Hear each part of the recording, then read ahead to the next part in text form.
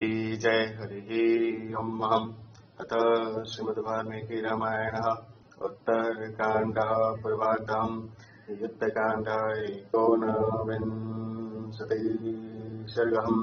हरिः ओम्। अथ एकोनचत्वारिंशः सर्गम्। ते प्रयाता महात्मानं पार्थिवास्ते प्रहिष्टवत् गजबाजी सहस्रौघे कम्पयन्तो वसुन्धराम्। वे महाबली राजा लोग प्रसन्न होते हुए सहस्त्रों हाथियों और घोड़ों के समूहों से भूमि को कपाते हुए चले। अक्षोहिण्यामि तत्र संरागवार्थे समुद्यतां भरतस्याज्ञानेकां प्रहृष्ट बलवाहना। भरत की आज्ञा से कितने ही वाहनों सहित अक्षौहिणी सेनाएं लेकर अनेक राजा लोग हर्षित हो श्री रामचंद्र जी की सहायता के लिए अयोध्या में ठहरे हुए थे। उच्चुस्ते च महीपालं बलदर्प समन्विता न राम रावणं युद्धे पश्यामः पुरतः स्थितम्। वे लोग बल के अभिमान में चूर हो आपस में कहने लगे कि क्या कहें, हम लोगों ने श्री रामचंद्र जी और रावण का युद्ध न देख पाया। भरतेन वयं पश्यात समानीतां निरर्थकं हता हि राक्षसा क्षिप्रं पार्थिवः स्युर्न संशय। रावण के मारे जाने पर भरत जी ने हम लोगों को व्यर्थ ही बुलाया। यदि हम लोगों को पहले यह हाल मिलता तो निस्संदेह हम तुरंत ही राक्षसों को मार गिराते। रामस्य बहुवीर्येण रक्षिता लक्ष्मणस्य च सुखं पारे समुद्रस्य युद्धेमं विगतज्वरम्। हम लोग श्री रामचंद्र जी और लक्ष्मण जी के बाहुबल से रक्षित और निश्चिंत होकर समुद्र पार जाकर युद्ध करते। एताश्चान्याश्च राजानः कथास्तत्र सहस्रशं कथ्यन्तः स्वराज्यानि जग्मुर्हर्ष समन्विता। ऐसी विविध प्रकार की हजारों बातें कहते और हर्षित हो वे राजा लोग अपनी अपनी राजधानियों में कुशल पूर्वक पहुंच गए। स्वानि राज्यानि मुख्यानि युद्धानि मुदितानि च समृद्धं धन धान्यानि पूर्वाणि वसुमन्ति च। उनके राज्य सब प्रकार से भरे पूरे धन धान्य और रत्नों से परिपूर्ण थे और इससे वे राज्य हर्षित प्रजाजनों से भरे पूरे थे।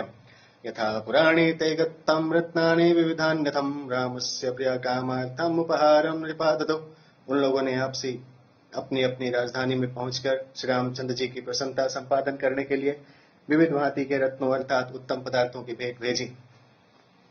अश्वान्यानि रत्नानि अस्तीनश्च महोदोत्कटान् चंदनानि च मुख्यानि दिव्याण्यभरणानि च। उनमें से अनेक राजाओं ने घोड़े सवारियां विविध प्रकार के रत्न मत वाले हाथी उत्तम चंदन दिव्याभरण मणि मुक्ता प्रभालास्तुम दास्य रूप समन्विताम अजाविकम च विविधम रथास्तुम विविधान बहून्। मणियां मोटी मूंगे रूपवती दासियां विविध प्रकार के उत्तम चर्ममय गद्दों की सेजें अनेक प्रकार के रथ आदि विविध प्रकार की बहुत सी वस्तुएं भिजवाई।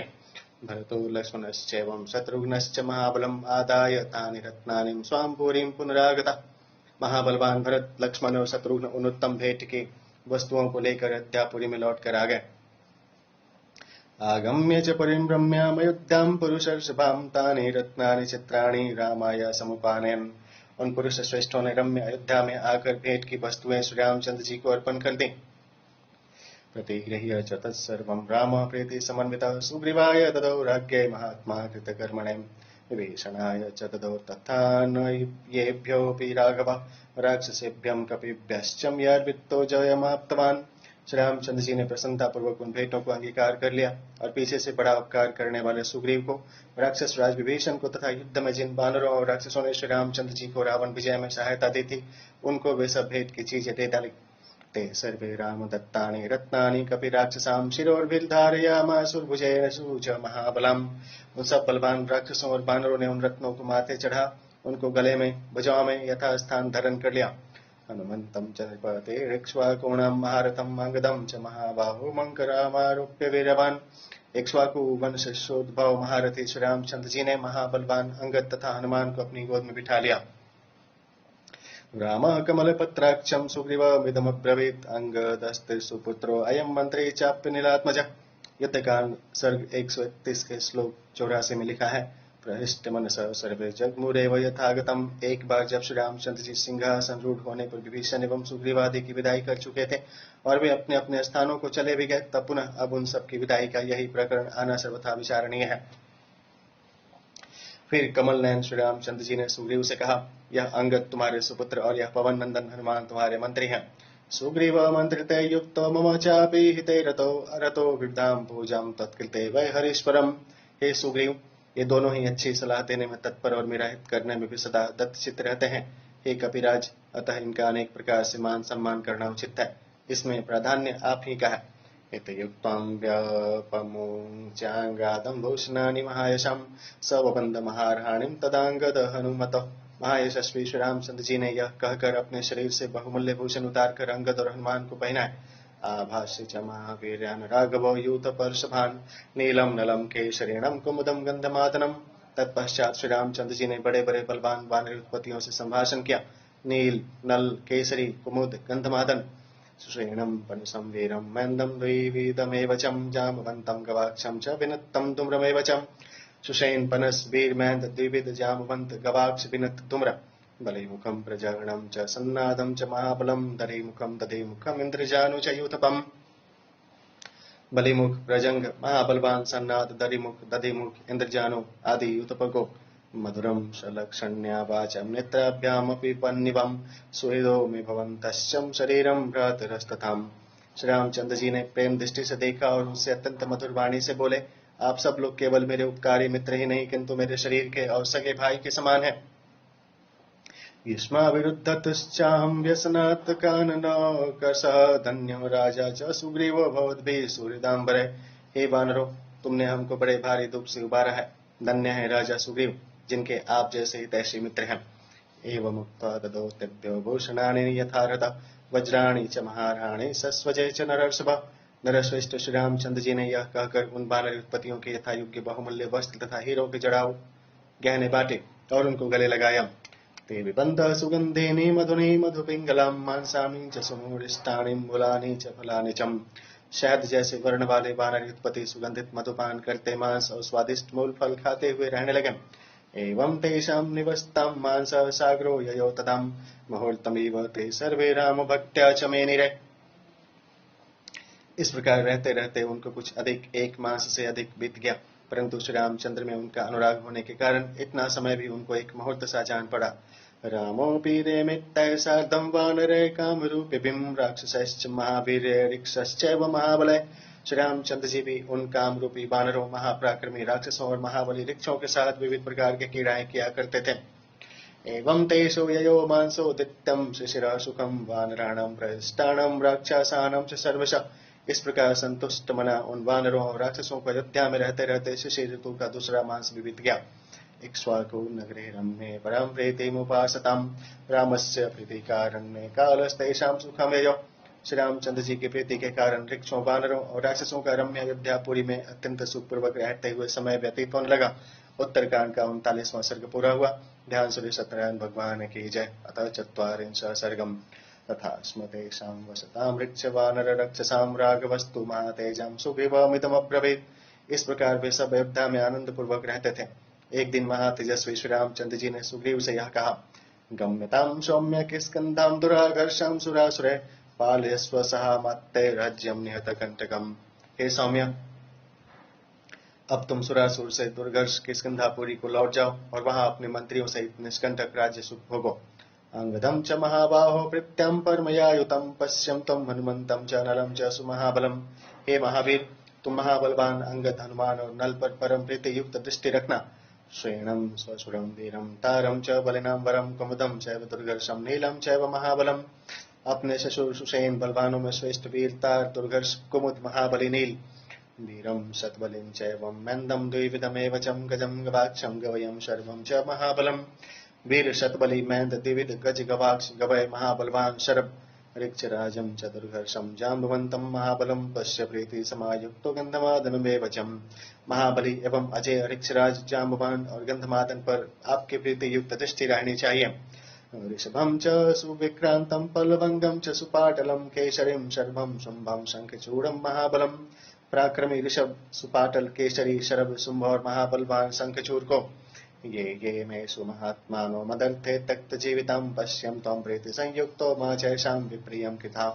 तथा अन्य जिन वानर वीरों ने मेरे लिए अपने प्राणों को हथेली पर रखकर युद्ध किया है, हे सुग्रीव, तुम उन सबको प्रीति युक्त दृष्टि से देखना, कोई ऐसा काम न करना जो इनको बुरा लगे। एवमुक्त्वा च सुग्रीवमाश्लिष्यं च पुनः पुनः विभीषणमुवाचातं रामो मधुरया गिरम्। इस प्रकार कह और बारंबार सुग्रीव को गले लगा श्री रामचंद्र जी ने विभीषण से यह मधुर वचन कहे। लंकां प्रसादिं धर्मेणं धर्मज्ञस्त्वं मतो मतं मम प्रस्यं राक्षसानं च भ्रातुर्वैश्रवणस्य च।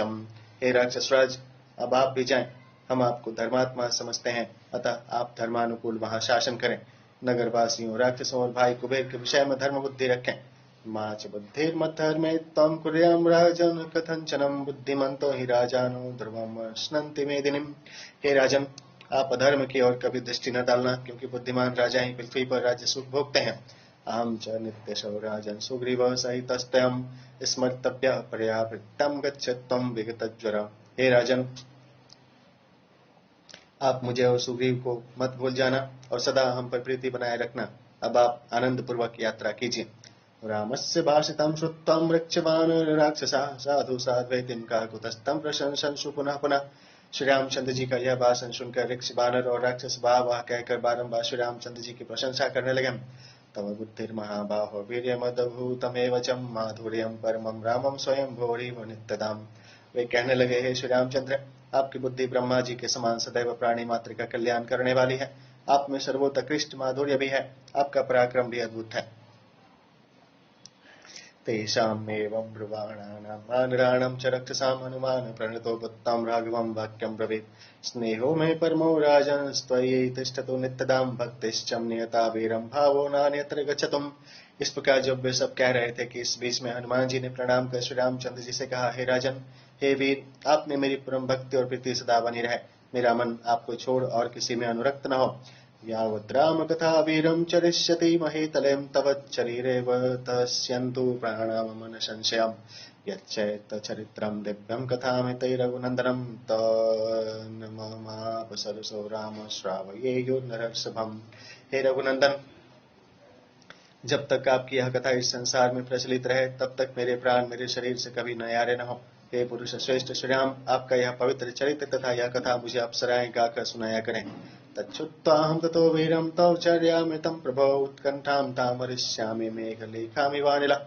हे प्रभो, जब मैं आपके चरणामृत को श्रवण करूंगा, तब आपके दर्शन की उत्कंठा से वैसे ही दूर कर दूंगा जैसे पवन मेघों को दूर कर देता है। एवं ब्रुवाणं रामस्तु हनुमन्तं वरासनात् उत्थाय सस्वजे स्नेहाद्वाक्यमेतदुवाचहम्। इस प्रकार की प्रेम पगी बातें कहने वाले हनुमान जी को श्री रामचंद्र जी ने सिंहासन से उठकर अपने हृदय से चिपटा लिया। तदंतर भी बड़े स्नेह से उनसे बोले, एवमेतत् कपि श्रेष्ठं भवितां नात्र संशय चरिष्यति कथां यावदेषां लोके च मामिकां तावत्ते भविता कीर्तिं शरीरे अभ्यसवस्तथां लोकाहि यावत्तस्यास्यन्तिं तावस्थास्यन्ति मे कथां। हे वानरोत्तम, जो कुछ तुमने चाहा है वही होगा, इसमें संशय नहीं है। जब तक मेरी कथा प्रचलित रहेगी, तब तक तुम्हारी कीर्ति भी इस लोक में बनी रहेगी और तभी तक तुम भी शरीर धारण कर यहाँ वास करोगे, और जब तक यह लोग रहेंगे तब तक मेरी कथाएं बनी रहेंगी। एकोपस्योपकारस्य प्राणं दास्यामि ते कपिं शेषस्योपकाराणं भवामं ऋषिणो वयम्। हे वानर, तुम्हारे एक ही उपकार पर प्रसन्न हो मैं तुम्हें अपने प्राण दान करता हूँ। तुम्हारे बचे हुए उपकारों के लिए हम लोग तुम्हारी ऋणिया बने रहेंगे। मदंगे जीर्णतां यातुं यत्तवयोपकृतं कपें नरः प्रत्युपकाराणामपत्तस्वायति पात्रताम्। हे वानर, तुमने जो उपकार किए हैं वे मेरे अंगों में जीर्ण हो जाएं, क्योंकि मनुष्य आपत्तियों ही में प्रत्युपकार के पात्र हुआ करते हैं। अथवा जो तुमने मेरे प्रति उपकार किए हैं वे सब मेरे हृदय में बने रहेंगे, क्योंकि उपकारी के प्रति बिना उस पर विपत्ति पड़े प्रत्युपकार किया नहीं जा सकता, और मैं यह नहीं चाहता कि तुम पर कभी विपत्ति पड़े। ततो अस्य हारं चंद्राभं मुच्य कंठात्स राघवं वैदुर्य तरलम कंठे बबंधम च हनुमता। यह कहकर श्री रामचंद्र जी ने अपने गले से चंद्रमा के समान चमकीला पन्ने का हार उतारकर हनुमान जी के गले में पहना दिया। तेनोरसे निबद्धेन हारिणं माता कपिम्रराज हेमशैलेन्द्रश्च चंद्रेणाकृतमस्तकः। स्वर्णमय शैलराज सुमेरु अपने ऊपर छिटकी हुई चंद्रमा की चांदनी से जैसे शोभित होता है, वैसे ही हनुमान जी के वक्ष स्थल पर पड़ा हुआ वह हार उनकी शोभा बढ़ाने लगा। श्रुत्वा तु राघवस्य तदुत्थाय वानरः प्रणम्यं शिरसा पादौ निजग्मुस्ते महाबला। श्री रामचंद्र की बातें सुनकर अन्य सब वानर उठकर उनको प्रणाम कर अपने अपने घरों को चल दिए। सुग्रीवः स च रामेण निरन्तरमुरोगतः विभीषणस्य धर्मात्मा सर्वे ते बाष्पविकल्वा। कपिराज सुग्रीव और धर्मात्मा विभीषण जी श्री रामचंद्र जी के गले से लिपटकर उनसे मिले भेंटे। उस समय तीनों के नेत्रों से आंसू टपकने लगे और सबकी गदगद वाणी हो गई। इस श्लोक में और कई बार पूर्व में विभीषण के लिए आदि कवि ने धर्मात्मा शब्द का विश्लेषण किया है, सुग्रीव के लिए नहीं। विभीषण के चरित्र में वास्तव में तिल भर भी अधार्मिकता नहीं थी।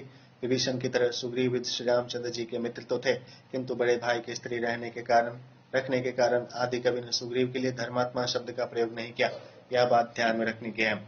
सर्वे च ते बाष्पकला शाश्रु नेत्र विचेतस समुड्डामिव दुःखेनम त्यजन्तो राघवम तदाम। बड़े दुख के साथ श्री रामचंद्र जी को छोड़ सके। उस समय उन सबके नेत्रों से आंसू टपक रहे थे और बीमारे दुख के विह्वल हो रहे थे। कृतप्रसादास्तेनेवं राघवेण महात्मनां जग्मुः स्वं स्वं गृहं सर्वे देहिं देहमिव त्यजन्। इस प्रकार वे सब महात्मा श्री रामचंद्र जी की प्रसन्नता संपादन कर अपने अपने घरों को गए तो सही, किंतु अयोध्या त्यागते समय उनको वैसे ही पीड़ा का अनुभव हुआ जैसा कि प्राणधारियों को प्राण त्यागते समय हुआ करता है। ततस्तु ते राक्षस रक्षवानरा प्रणम्य रामं रघुवंशवर्धनम् वियोगजाश्रु प्रतिपूर्णलोचना प्रतिप्रयातास्तु यथा निवासिनः। राक्षस, वृक्ष और बानर श्री रामचंद्र जी के वियोग से उत्पन्न आंसुओं से नेत्रों को तर किए हुए रघुवंश की वृद्धि करने वाले श्री रामचंद्र जी को प्रणाम कर जहां से आए थे वहां रवाना हो गए। उत्तरकांड का 40वां सर्ग संपूर्ण हुआ। ध्यान सूर्य सत्यनारायण भगवान की जय। अथ 1चत्वारिंश सर्गम। विसृज्य च महाबाहो ऋक्ष वानर राक्षसान् भ्रातृभिः सहितो रामः प्रमुमोद सुखम सती। सुखी वृक्षों, वानरों और राक्षसों को विदा कर महाबलवान श्री रामचंद्र जी अपने भाइयों सहित सुखी और हर्षित होने लगे। अथाप्राह्य समये भ्रातृभिः सह राघवं शुश्राव मधुरां वाणीमन्तरिक्षान् महाप्रभु। एक दिन मध्याह्नोत्तर भाइयों सहित श्री रामचंद्र जी ने आकाश से यह मधुर वाणी सुनी। सौम्य रामो निरीक्षस्वं सौम्येन वदनेन माम् कुबेर भवनात् प्राप्तं विद्धिं मां पुष्पकं प्रभो। हे सौम्य राम, आप प्रसन्न होकर मेरी ओर देखिए। हे प्रभु, मैं पुष्पक नामक विमान हूँ और कुबेर के भवन से आया हूँ। तव शासनमाज्ञायं गतोऽस्मि भवनं प्रतिम उपस्थातुं नरश्रेष्ठं स च मां प्रत्यभाषितम्। हे प्रभु, मैं आपकी आज्ञा पा कुबेर के पास गया था। उन्होंने मुझसे यह कहा है, निर्जितस्त्वं नरेन्द्रेण राघवेण महात्मनां निहत्य युधि दुर्घर्षं रावणं राक्षसेश्वरम्। महाराज श्री रामचंद्र जी ने राक्षस दुर्घर्ष रावण को मारकर तुमको भी जीत लिया है।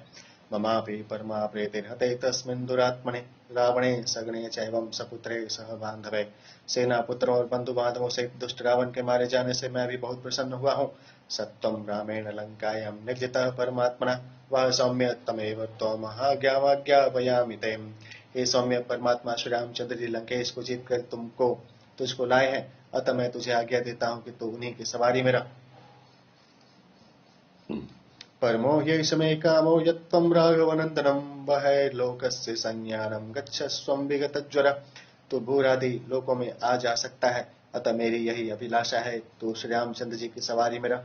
तू किसी प्रकार की चिंता न कर और उनके पास चला जा। सोहम शासनमाज्ञायं धनादस्य महात्मनः तत्सकाशमनो प्राप्तो निर्विशंक प्रतीक्षमाम्। अतः महात्मा कुबेर जी की आज्ञा से मैं आपके समीप आया हूँ, अतः आप बेखट के मुझे अनपी सवारी में रखें। अदृश्य सर्वभूतानां सर्वेषां धनदाज्ञा चराम्यहं प्रभावेण तावज्ञं परिपालयन्। कुबेर की आज्ञा से मुझे कोई प्राणी रोक नहीं सकता। मैं आपके आज्ञा अनुसार और आपके प्रताप से सर्वत्र गमनागमन करूंगा। एवं मुक्तस्तदा रामः पुष्पकेण महाबलः उवाच पुष्पकं दृष्ट्वा विमानं पुनरागतम्। विमान का यह कथन सुनकर महाबलवान श्री रामचंद्र जी ने लौटकर आए हुए और आकाश स्थित पुष्पक को देखकर कहा, यद्देवं स्वागतं ते अस्तु विमानवर पुष्पकम् आनुकूल्याद्वनेशस्य मृत्युदोषो न भवेत्।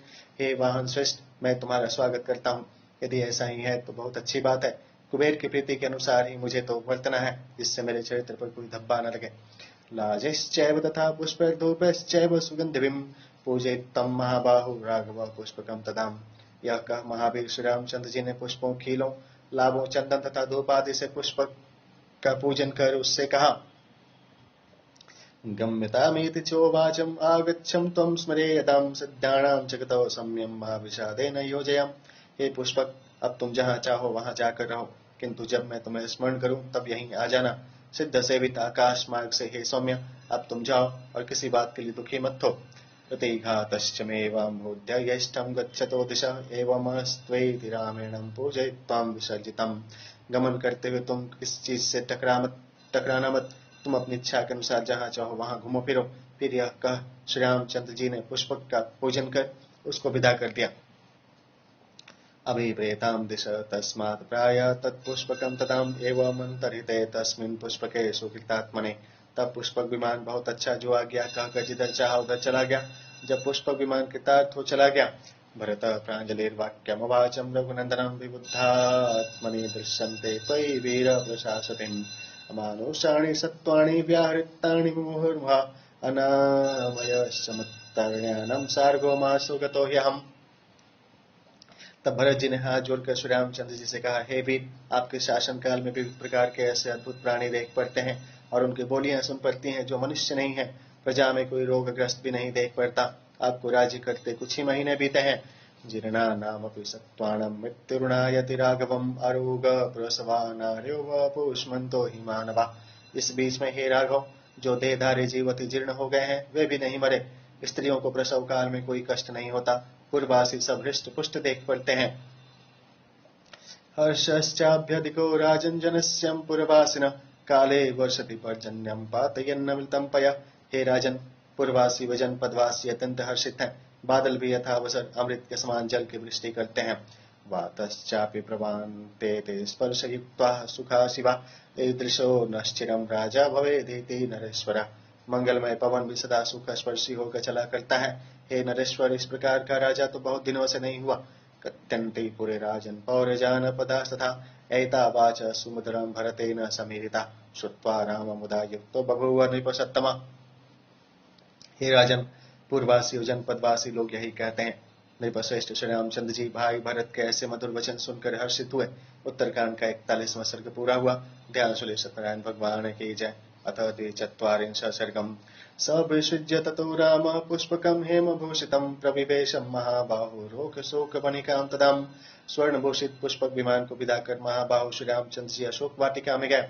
चन्दनाग्रोचोदैश्चं तुंगकालयैर्यकैरपिं देवदारुवनैश्चापिं समन्तादुपशोभितम्। उस उपवन में चंदन, अगर, आम, तुंग, लाल चंदन और देवदारू के वृक्ष लगे हुए थे। चंपका गुरु पुन्नाग मधुपुक पनसायसने शोभितां परिजातश्च विधूमज्ज्वल प्रभय। चंपा, अगर, पुन्नाग, मधुक, पन्नस और धुआं रहित आग के समान दमकता हुआ पारिजात। लौघनीपार्जुनैर्नागं सप्तपर्णातिमुक्तकै मंदार कदली गुल्म लता जाल समावृताम्। लोध, नीप, अर्जुन, नाग, केसर, शतावरी, तनिष, मंदार और केला तथा विविध भांति की लताओं व झारों से वह उपवन परिपूर्ण था। प्रियंग गुबिम कदम्बैश्च तथा च वकुलैरपिं जम्बूभिर्दाडिमैश्चैवं कोविदारैश्च शोभिताम्। यह प्रियंग, कदम्ब, बकुन, जामुन, अनार और कोविदार के वृक्षों से शोभित था। सर्वदा कुसुमय रम्य फलवद्भिर्मनोरमय दिव्य गंधर शोभैतैस्तरुणांकुर पल्लवै। उसमें सर्व ऋतु में फूलने वाले सुंदर पुष्पित वृक्ष लगे थे और सुस्वादु फलदार वृक्ष भी उस उपवन में उगे हुए थे। ऐसे भी वृक्ष थे जिनमें से सुगंध निकलती थी। नए पत्तों और कोपलों से वहां के वृक्ष सुशोभित थे। तथैव तरुभिर्दिव्य शिल्पेभिः परिकल्पितः चारु पल्लव पुष्पाढ्यैर्मत्तभर्मर संकुलः। वृक्ष लगाने में चतुर मालियों ने इन दिव्य वृक्षों को बड़े अच्छे ढंग से लगाया था। इन वृक्षों के सुंदर पत्ते और फूल लहलहा रहे थे। उनके ऊपर मतवाले भंवरे गूंज रहे थे। कोकिलैर्भृङ्गराजश्च नानावर्णैश्च पक्षिभिः शोभितां शतशश्चित्रां च्यूतवृक्षावस्तंसकै। उस उपवन में आम के वृक्ष के भूषण रूप कोयल, भृंगराज तथा अन्य रंग बिरंगे पक्षी शोभायमान थे।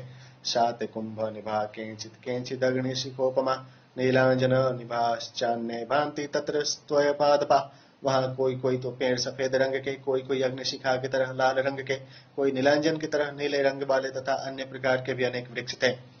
सुरभीणी च पुष्पाणि माल्यानि विविधानि च मृगिका विविधाकारा पूर्णा परमपारिणा।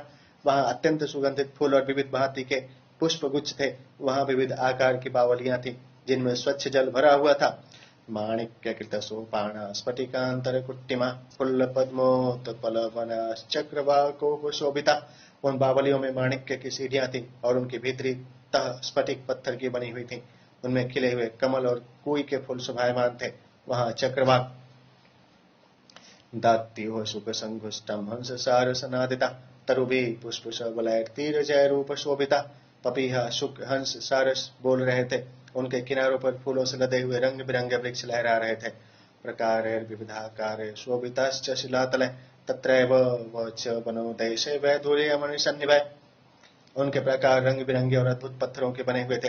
उनके चारों ओर पन्ने की तरह हरी शाद्वलः परमोपेतां पुष्पितद्रुमकाननां तत्र सङ्घर्षजातानां वृक्षाणां पुष्पशालिनां प्रस्तरा पुष्पशबला नभस्तारागणैरिवं नंदनम ही यथेन्द्रस्य ब्राह्म्यम चैत्ररथम यथा।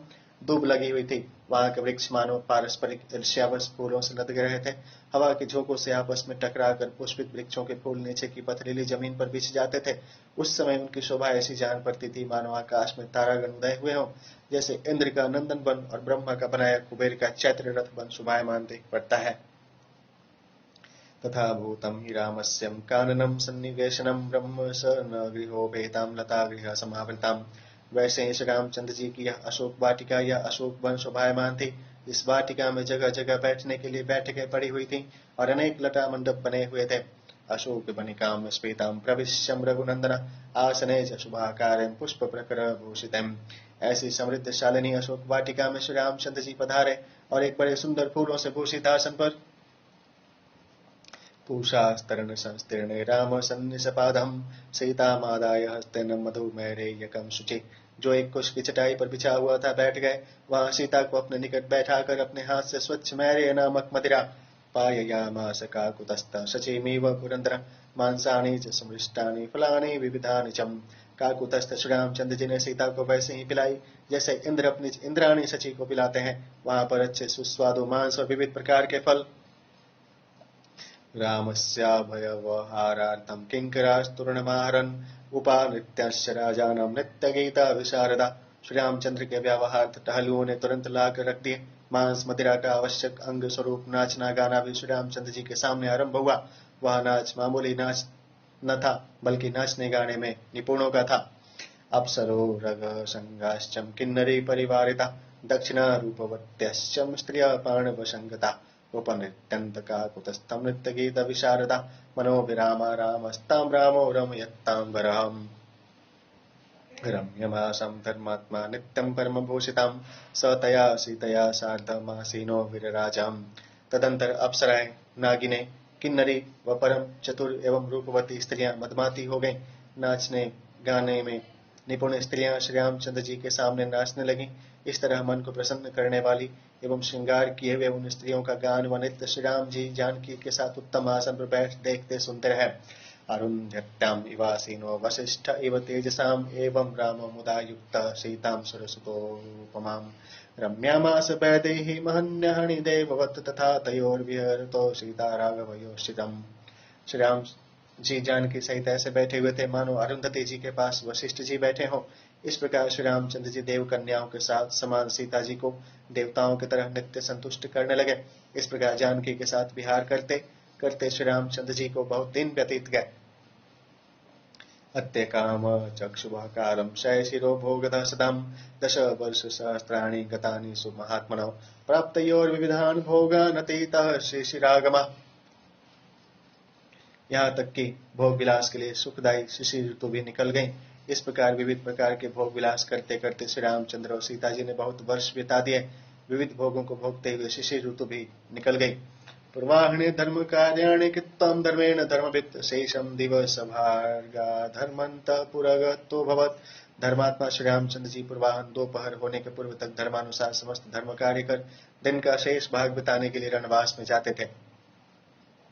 सीतापि देव कार्याणि कृत्वं पौर्वाणिकानि वै स्वशूणाम करोतु पूजां सर्वासाम विशेषता। सीता जी भी दिन के प्रथम आधे भाग में समस्त देव कार्य कर विशेष श्रद्धा भक्ति के साथ अपनी सासों की सेवा किया करते थे। सेवा करते समय वे सब सासों को समान मानती थी। अभ्यगच्छत् ततो रामं विचित्राभरणाम्बरां त्रिविष्टभे सहस्राक्षमुपविष्टं यथा शचि। तदंतर वे विविध भांति के वस्त्राभूषण धारण कर श्री रामचंद्र जी के पास जा वैसे ही बैठती थी जैसे इंद्राणी इंद्र के पास जा बैठती हैं। दृष्ट्वा तु राघवः पत्नीं कल्याणेन समन्वितां प्रहर्षमतुलं लेवे साधु साध्वेति चाब्रवीत्। श्री रामचंद्र जी सीता जी को गर्भवती देख अत्यंत आनंदित हो वाह वाह कहने लगे। अब्रवीच्चम्बरारोहं सीतां सुरसुतोपमाम् अपत्यलाभो वैदेहीं त्वय्यं समुपस्थिता। तदंतर देव बाला के समान वर वर्णिनी सीता से ये कहने लगे, हे देवी, तुम में गर्भधारण के लक्षण स्पष्ट देख पड़ते हैं। किमिच्छसि वरारोहे कामः किं क्रियतां तवम् स्मितं कृत्वां तु वैदेहीं रामं वाक्यमथा ब्रवीत्। हे बरारोहे, बतलाओ तुम्हारी इच्छा किस वस्तु पर चलती है, तुम जो कहो मैं तुम्हारी वही इच्छा पूरी कर दूं। इसके उत्तर में सीता जी ने मुस्कुराकर श्री राम जी से कहा, तपोवनानि पुण्यानि द्रष्टुमिच्छामि राघव, गंगा तीरोपविष्टानां ऋषीणामुग्र तेजसाम्, फलमूलाशिनां देवं पादमूलाशु वर्तितुम्, ऐष मे परमः कामो यन्मूल फलभोजिनाम्, अपयैकरात्रिका कुतस्तं निवसेयं तपोवने, तथेति च प्रतिज्ञातं रामेण कृष्णकर्मणाम्, विश्रब्धा भव वैदेहीं सोगमिष्य संशयम्। हे राघव, मैं पवित्र तपोवनों को देखना चाहती हूँ, गंगा तट पर निवास करने वाले उग्र तेजस्वी और फलमूलाहारी ऋषियों की मैं चरण सेवा करना चाहती हूँ। हे देव, यही मेरी परम कामना है। फल मूल भोजी मुनियों के पास तपोवन में यदि मैं एक रात भी रह पाऊं तो मेरी अभिलाषा पूरी हो जाए। अक्लिष्ट कर्मकारी काकुतस्थ श्री रामचंद्र जी बोले, हे वैदेही, ऐसा ही होगा, तुम निश्चिंत रहो, तुमको मैं कल ही तपोवन में भेजूंगा। एवं उक्त्वा तु काकुतस्थो मैथिलीं जनकात्मजां मध्य कक्षांतरम रामो निर्जगामो सुविधावृता। सीता जी से यह कहकर काकुतस्थ श्री रामचंद्र अपने मित्रों के साथ भवन के बिचले चौक में चले आए। उत्तरकांड का 42वां सर्ग पूरा हुआ। ध्यान श्री सत्यनारायण भगवान की जय। अथ 43 सर्गम। तत्रोपविष्टं राजानम् उपासन्ते विचक्षणां कथानां बहुरूपाणां हास्यकारा समन्ततः। अब वहीं पर श्री रामचंद्र जी के पास ऐसे मनुष्य आ बैठे जो विविध प्रकार के कथा वार्ता कहने में निपुण तथा हंसने हंसाने में प्रवीण थे। विजयो मधुमत्तश्चं कश्यपो मंगलः कुलः सुराजे कालियो भद्रो दन्तवक्र सुमागतः।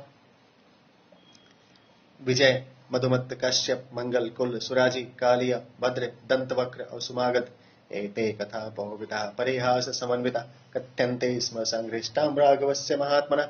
ये सब हर्षित अंतःकरण से महात्मा श्री राम जी के सामने विविध प्रकार की हंसने वाली बातें कह रहे थे। ततः कथायं कस्यांचिद् राघवः संभाषितं, का कथा नगरे भद्रं वर्तन्ते विषयेषु च। इसी छिड़े हुए प्रसंग के बीच में ही श्री रामचंद्र जी पूछ बैठे, हे भद्र, आजकल अयोध्यापुरी और राज्य में क्या चर्चा फैली हुई है। मामा शुतानि कान्यां पौरजान पदाजना किंच सीता समाशक्तं भरतं किं च लक्ष्मणम्। मेरे आश्रित पूर्वासी लोग सीता, भरत, लक्ष्मण और शत्रुघ्न के विषय में क्या कहते हैं। किन्नु शत्रुघ्नमुद्दिश्यं कैकेयीं किन्नु मातरं वक्तव्यतां च राजानो वने राज्ये ब्रवन्ति च। शत्रुघ्न के बारे में और मेरी माता कैकेयी के बारे में लोगों का क्या मत है, क्योंकि अविचारी राजा की बस्ती ही में नहीं बल्कि तपस्वियों के आश्रम में भी निंदा होने लगती है।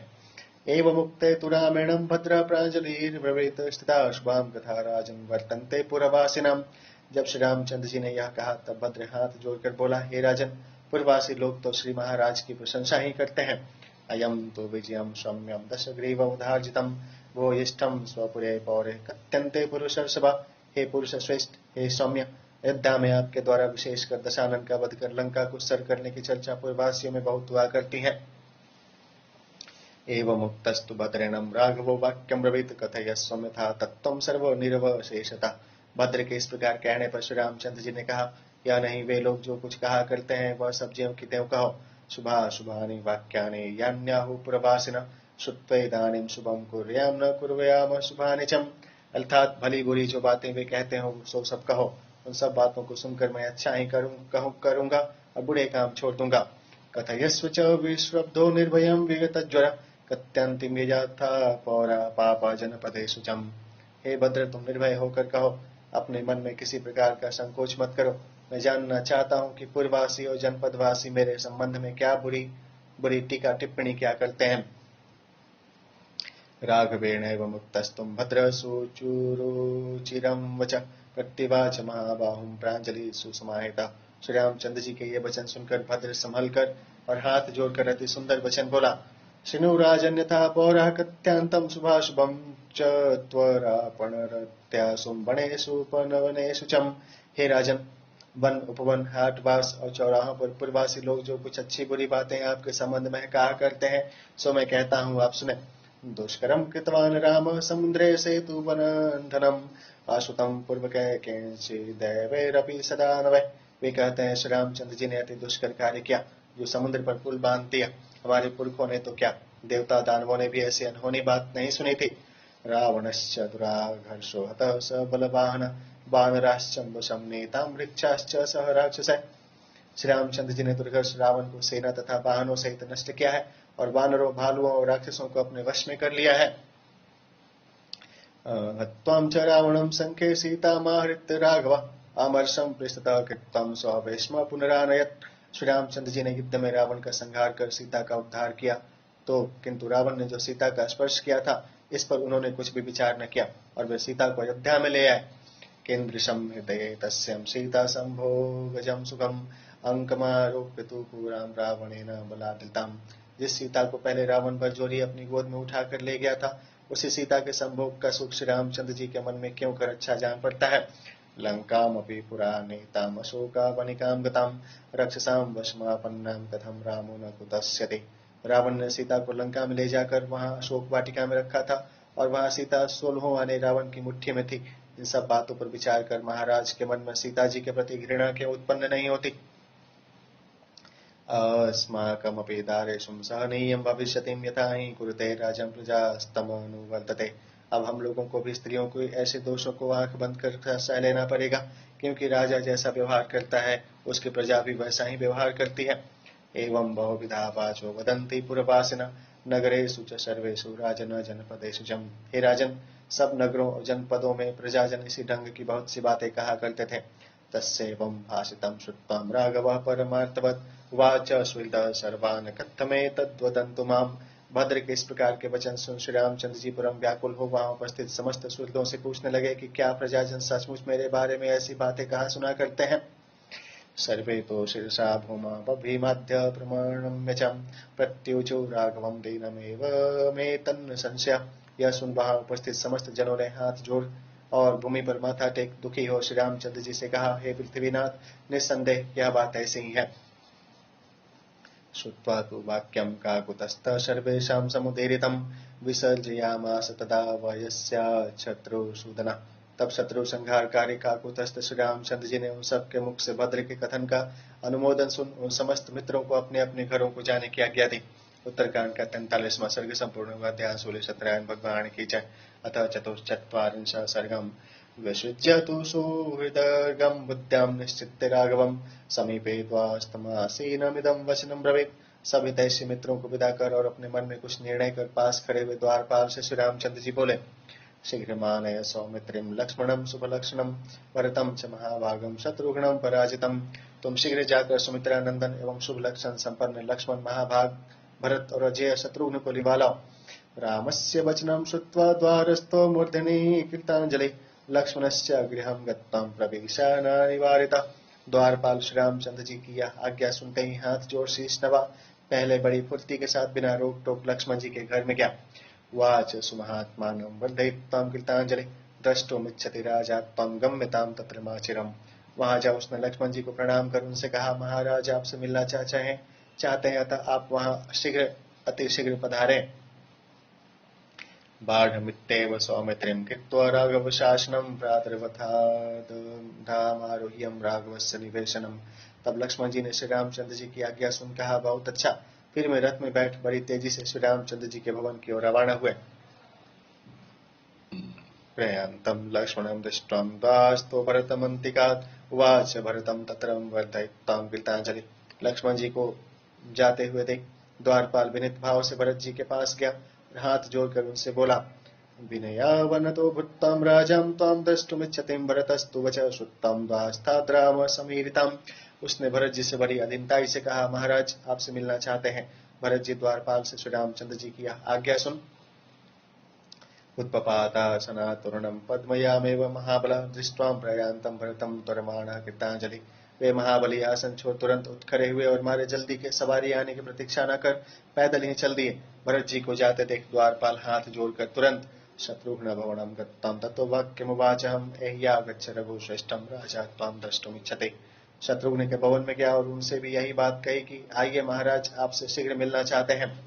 गतो हि लक्ष्मणः पूर्वं भरतश्च महायशां श्रुत्वां तु वचनं तस्यं शत्रुघ्नः परमासनात् शिरसा बन्धतरणिं प्रययो यत्न राघवः द्वास्तस्त्वया गम्य रामायं सर्वानेव कृतांजलि। द्वारपाल के मुख से यह भी सुन के महायशस्वी भरत और लक्ष्मण जी पहले ही वहां जा चुके हैं। शत्रुघ्न जी भी आसन छोड़ तुरंत उठ खड़े हुए और पृथ्वी पर माथा टेक श्री रामचंद्र जी को लक्ष्य कर प्रणाम कर श्री रामचंद्र जी के भवन की ओर प्रस्थानित हुए। द्वारपाल ने हाथ जोड़कर श्री रामचंद्र जी को सब निवेदयामासक्ता भ्रातेन स्वासन समुपस्थितान कुमारानागतान श्रुत्वाम चिंता व्याकुलितेन्द्रिय। भाइयों के आने की सूचना दी। कुमारों का आना सुन चिंता से विकल अभांग मुखो दीन मन द्वास्तम वचनम ब्रवीत प्रवेश्य कुमारास्तम ममत समीपम त्वरान्विता। नीचे को मुख के उदास श्री रामचंद्र जी ने द्वारपालों से कहा, तुम शीघ्र कुमारों को मेरे पास यहाँ रिवा लाओ। एतेषु जीवितम मह्यमेते प्राणा प्रिया मम आज्ञातास्तु नरेंद्रेण कुमार शुल्कवाससा।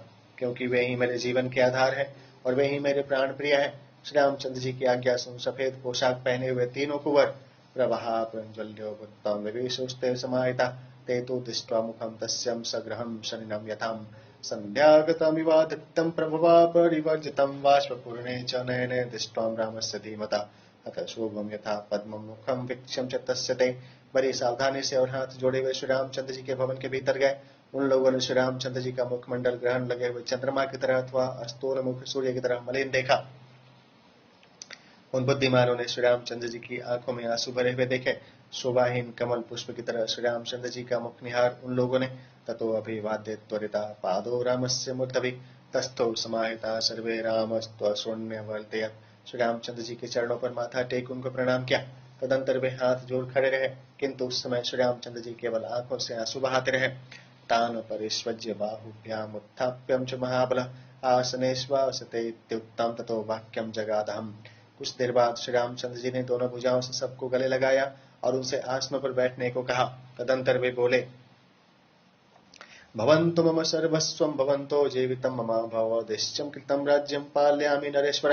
हे नरवरों, आप लोग मेरे सर्वस्व हैं, आप लोग मेरे जीवनधार हैं, आप ही के संपादित राज्य का मैं पालन करता हूँ। भवन्तः कृतशास्त्रार्थं बुद्ध्यां च परिनिष्ठितां संभूय च मदर्थो अयमन्वेष्टव्यो नरेश्वर। आप लोग शास्त्रों में निष्णात और बड़े चतुर हैं, आप लोगों की समझ अच्छी है, अतः आप लोग मिलकर मैं जो कहता हूँ उस पर विचार करें। तथा वदते काकुतस्थम अवधान परायण उद्विग्न मनसः सर्वे किन्नु राजा विधास्यति। जब श्री रामचंद्र जी ने ऐसा कहा तब तीनों भाई घबराकर बड़े ध्यान से सोचने लगे कि देखें महाराज क्या कहते हैं। उत्तरकांड का 44वां सर्ग संपूर्ण हुआ। ध्यान सुनी सत्यनारायण भगवान की जय। अतः पंचचत्वारिंशः सर्गम् तेषां समुपविष्टानां सर्वेषां दीनचेतसाम् उवाच वाक्यं काकुतस्थो मुख्येन परिशुष्यताम्। तब वे सब कुंवर उदास हो बैठ गए। तब श्री रामचंद्र जी ने सूखे मुख से कहा, सर्वे शृणोत भद्रं वो मा कुरुष्वम् अन्योन्नतां पौराणां मम सीतायां यादृशीं वर्तते कथाम्। हे भाइयों, आप लोगों का भला हो, मैं जो कुछ कहूँ उसके विपरीत मत चलना। मेरी सीता के बारे में पूर्ववासियों का जो मत है उसे आप सब सुने। पौरापवादः सुमहास्तथां जनपदस्य च वर्तते मयि भीभत्सां सामे मर्माणि कृन्तते। पूर्ववासियों जनपदवासियों में मेरे बारे में ऐसा भयानक अपवाद फैला हुआ है जो मेरे मर्म स्थलों को विदीर्ण कर डालता है। अहम किल कुले जातम इक्ष्वाकुणां महात्मनां सीतापि सत्कुले जातम जनकानां महात्मनां। देखो, मैं महात्मा इक्ष्वाकु के वंश में उत्पन्न हुआ हूँ और सीता भी महात्मा जनक के कुलीन वंश की है। जानासि त्वं यथा सौम्यं दंडके विजने वने रावणेन हता सीतां सच विध्वंसितो मया। ये सौम्य लक्ष्मण, तुम तो यह जानते ही हो कि दंडकारण्य में रावण जानकी को हर ले गया था। सो उस दुरात्मा का तो सर्वनाश मैंने कर ही डाला। तत्र में बुद्धिरुत्पन्नं जनकस्य सुतां प्रतिम अत्रो सीतामिमां सीतामानयेयं कथं पुरीम्। लंका ही में मेरे मन में यह बात खटकी थी कि राक्षस के घर में रही हुई सीता को मैं अपने नगर में कैसे ले चलूं। प्रत्यायार्थ ततः सीतां विवेशं ज्वलनं तदां प्रत्यक्षं तव सौमित्रे देवानां विवाहन। हे लक्ष्मण, तुम्हारी आंखों देखी बात है कि मुझे अपने सतीत्व का विश्वास कराने के लिए सीता ने दहकती हुई आग में प्रवेश किया था। तब हव्यावान अग्निदेव ने प्रकट हो अपापाम मैथिली माहम वायुश्चाकाश गोचर चंद्रादित्यो च संशयते सुराणाम सन्निधो पुराम ऋषीणाम चैव सर्वे पाम जनकात्मजाम एवं शुद्ध समाचार देव गंधर्व सन्निधौ। तथा आकाश स्थित वायु ने सीता को दोष रहित बतलाया था। देवताओं और ऋषियों के सामने चंद्र और सूर्य ने भी जानकी के पाप रहित होने की ही बात कही थी। ऐसी शुद्ध चरित्र वाली सीता को देवता और गंधर्वों के सामने लंका द्वीपे महेंद्रेण मम हस्ते निवेदिता अंतरात्मा च मे वेत्तम सीताम शुद्ध्याम यशस्विनीम। लंका में इंद्र ने मेरे हाथ सौंपा था। इसके अतिरिक्त मेरा अंतरात्मा भी यही कहता है कि यशस्विनी सीता शुद्ध है। ततो गृहीत्वां वैदेहीम् अयोध्यामहमागतः अयं तु मे महान् बाधं शोकश्च हृदि वर्तते। इसी से मैं उसे अयोध्या में ले आया था, किंतु अब यह महाअपवाद मुझको बड़ा सता रहा है। पौरापवाद सुमहास्तथां जनपदस्य चम अकीर्तिर्यस्य गीयेतं लोके भूतस्य कस्यचित्। पूर्ववासी जनपदवासी मेरी बड़ी निंदा करते हैं। लोक में जिसकी निंदा या बदनामी फैल जाती है। पतत ये वादमान लोकान यावत् शब्द प्रकीर्तये ते अकीर्ति निंदते दैवे कीर्ति लोकेषु पूज्यते। वह व्यक्ति जब तक उसकी वह अपकीर्ति फैली रहती है तब तक अधम लोकों में पड़ा रहता है। देवता भी अकीर्ति बदनामी को बुरा बतलाते हैं। कीर्तिमान का सर्वत्र बड़प्पन समझा जाता है।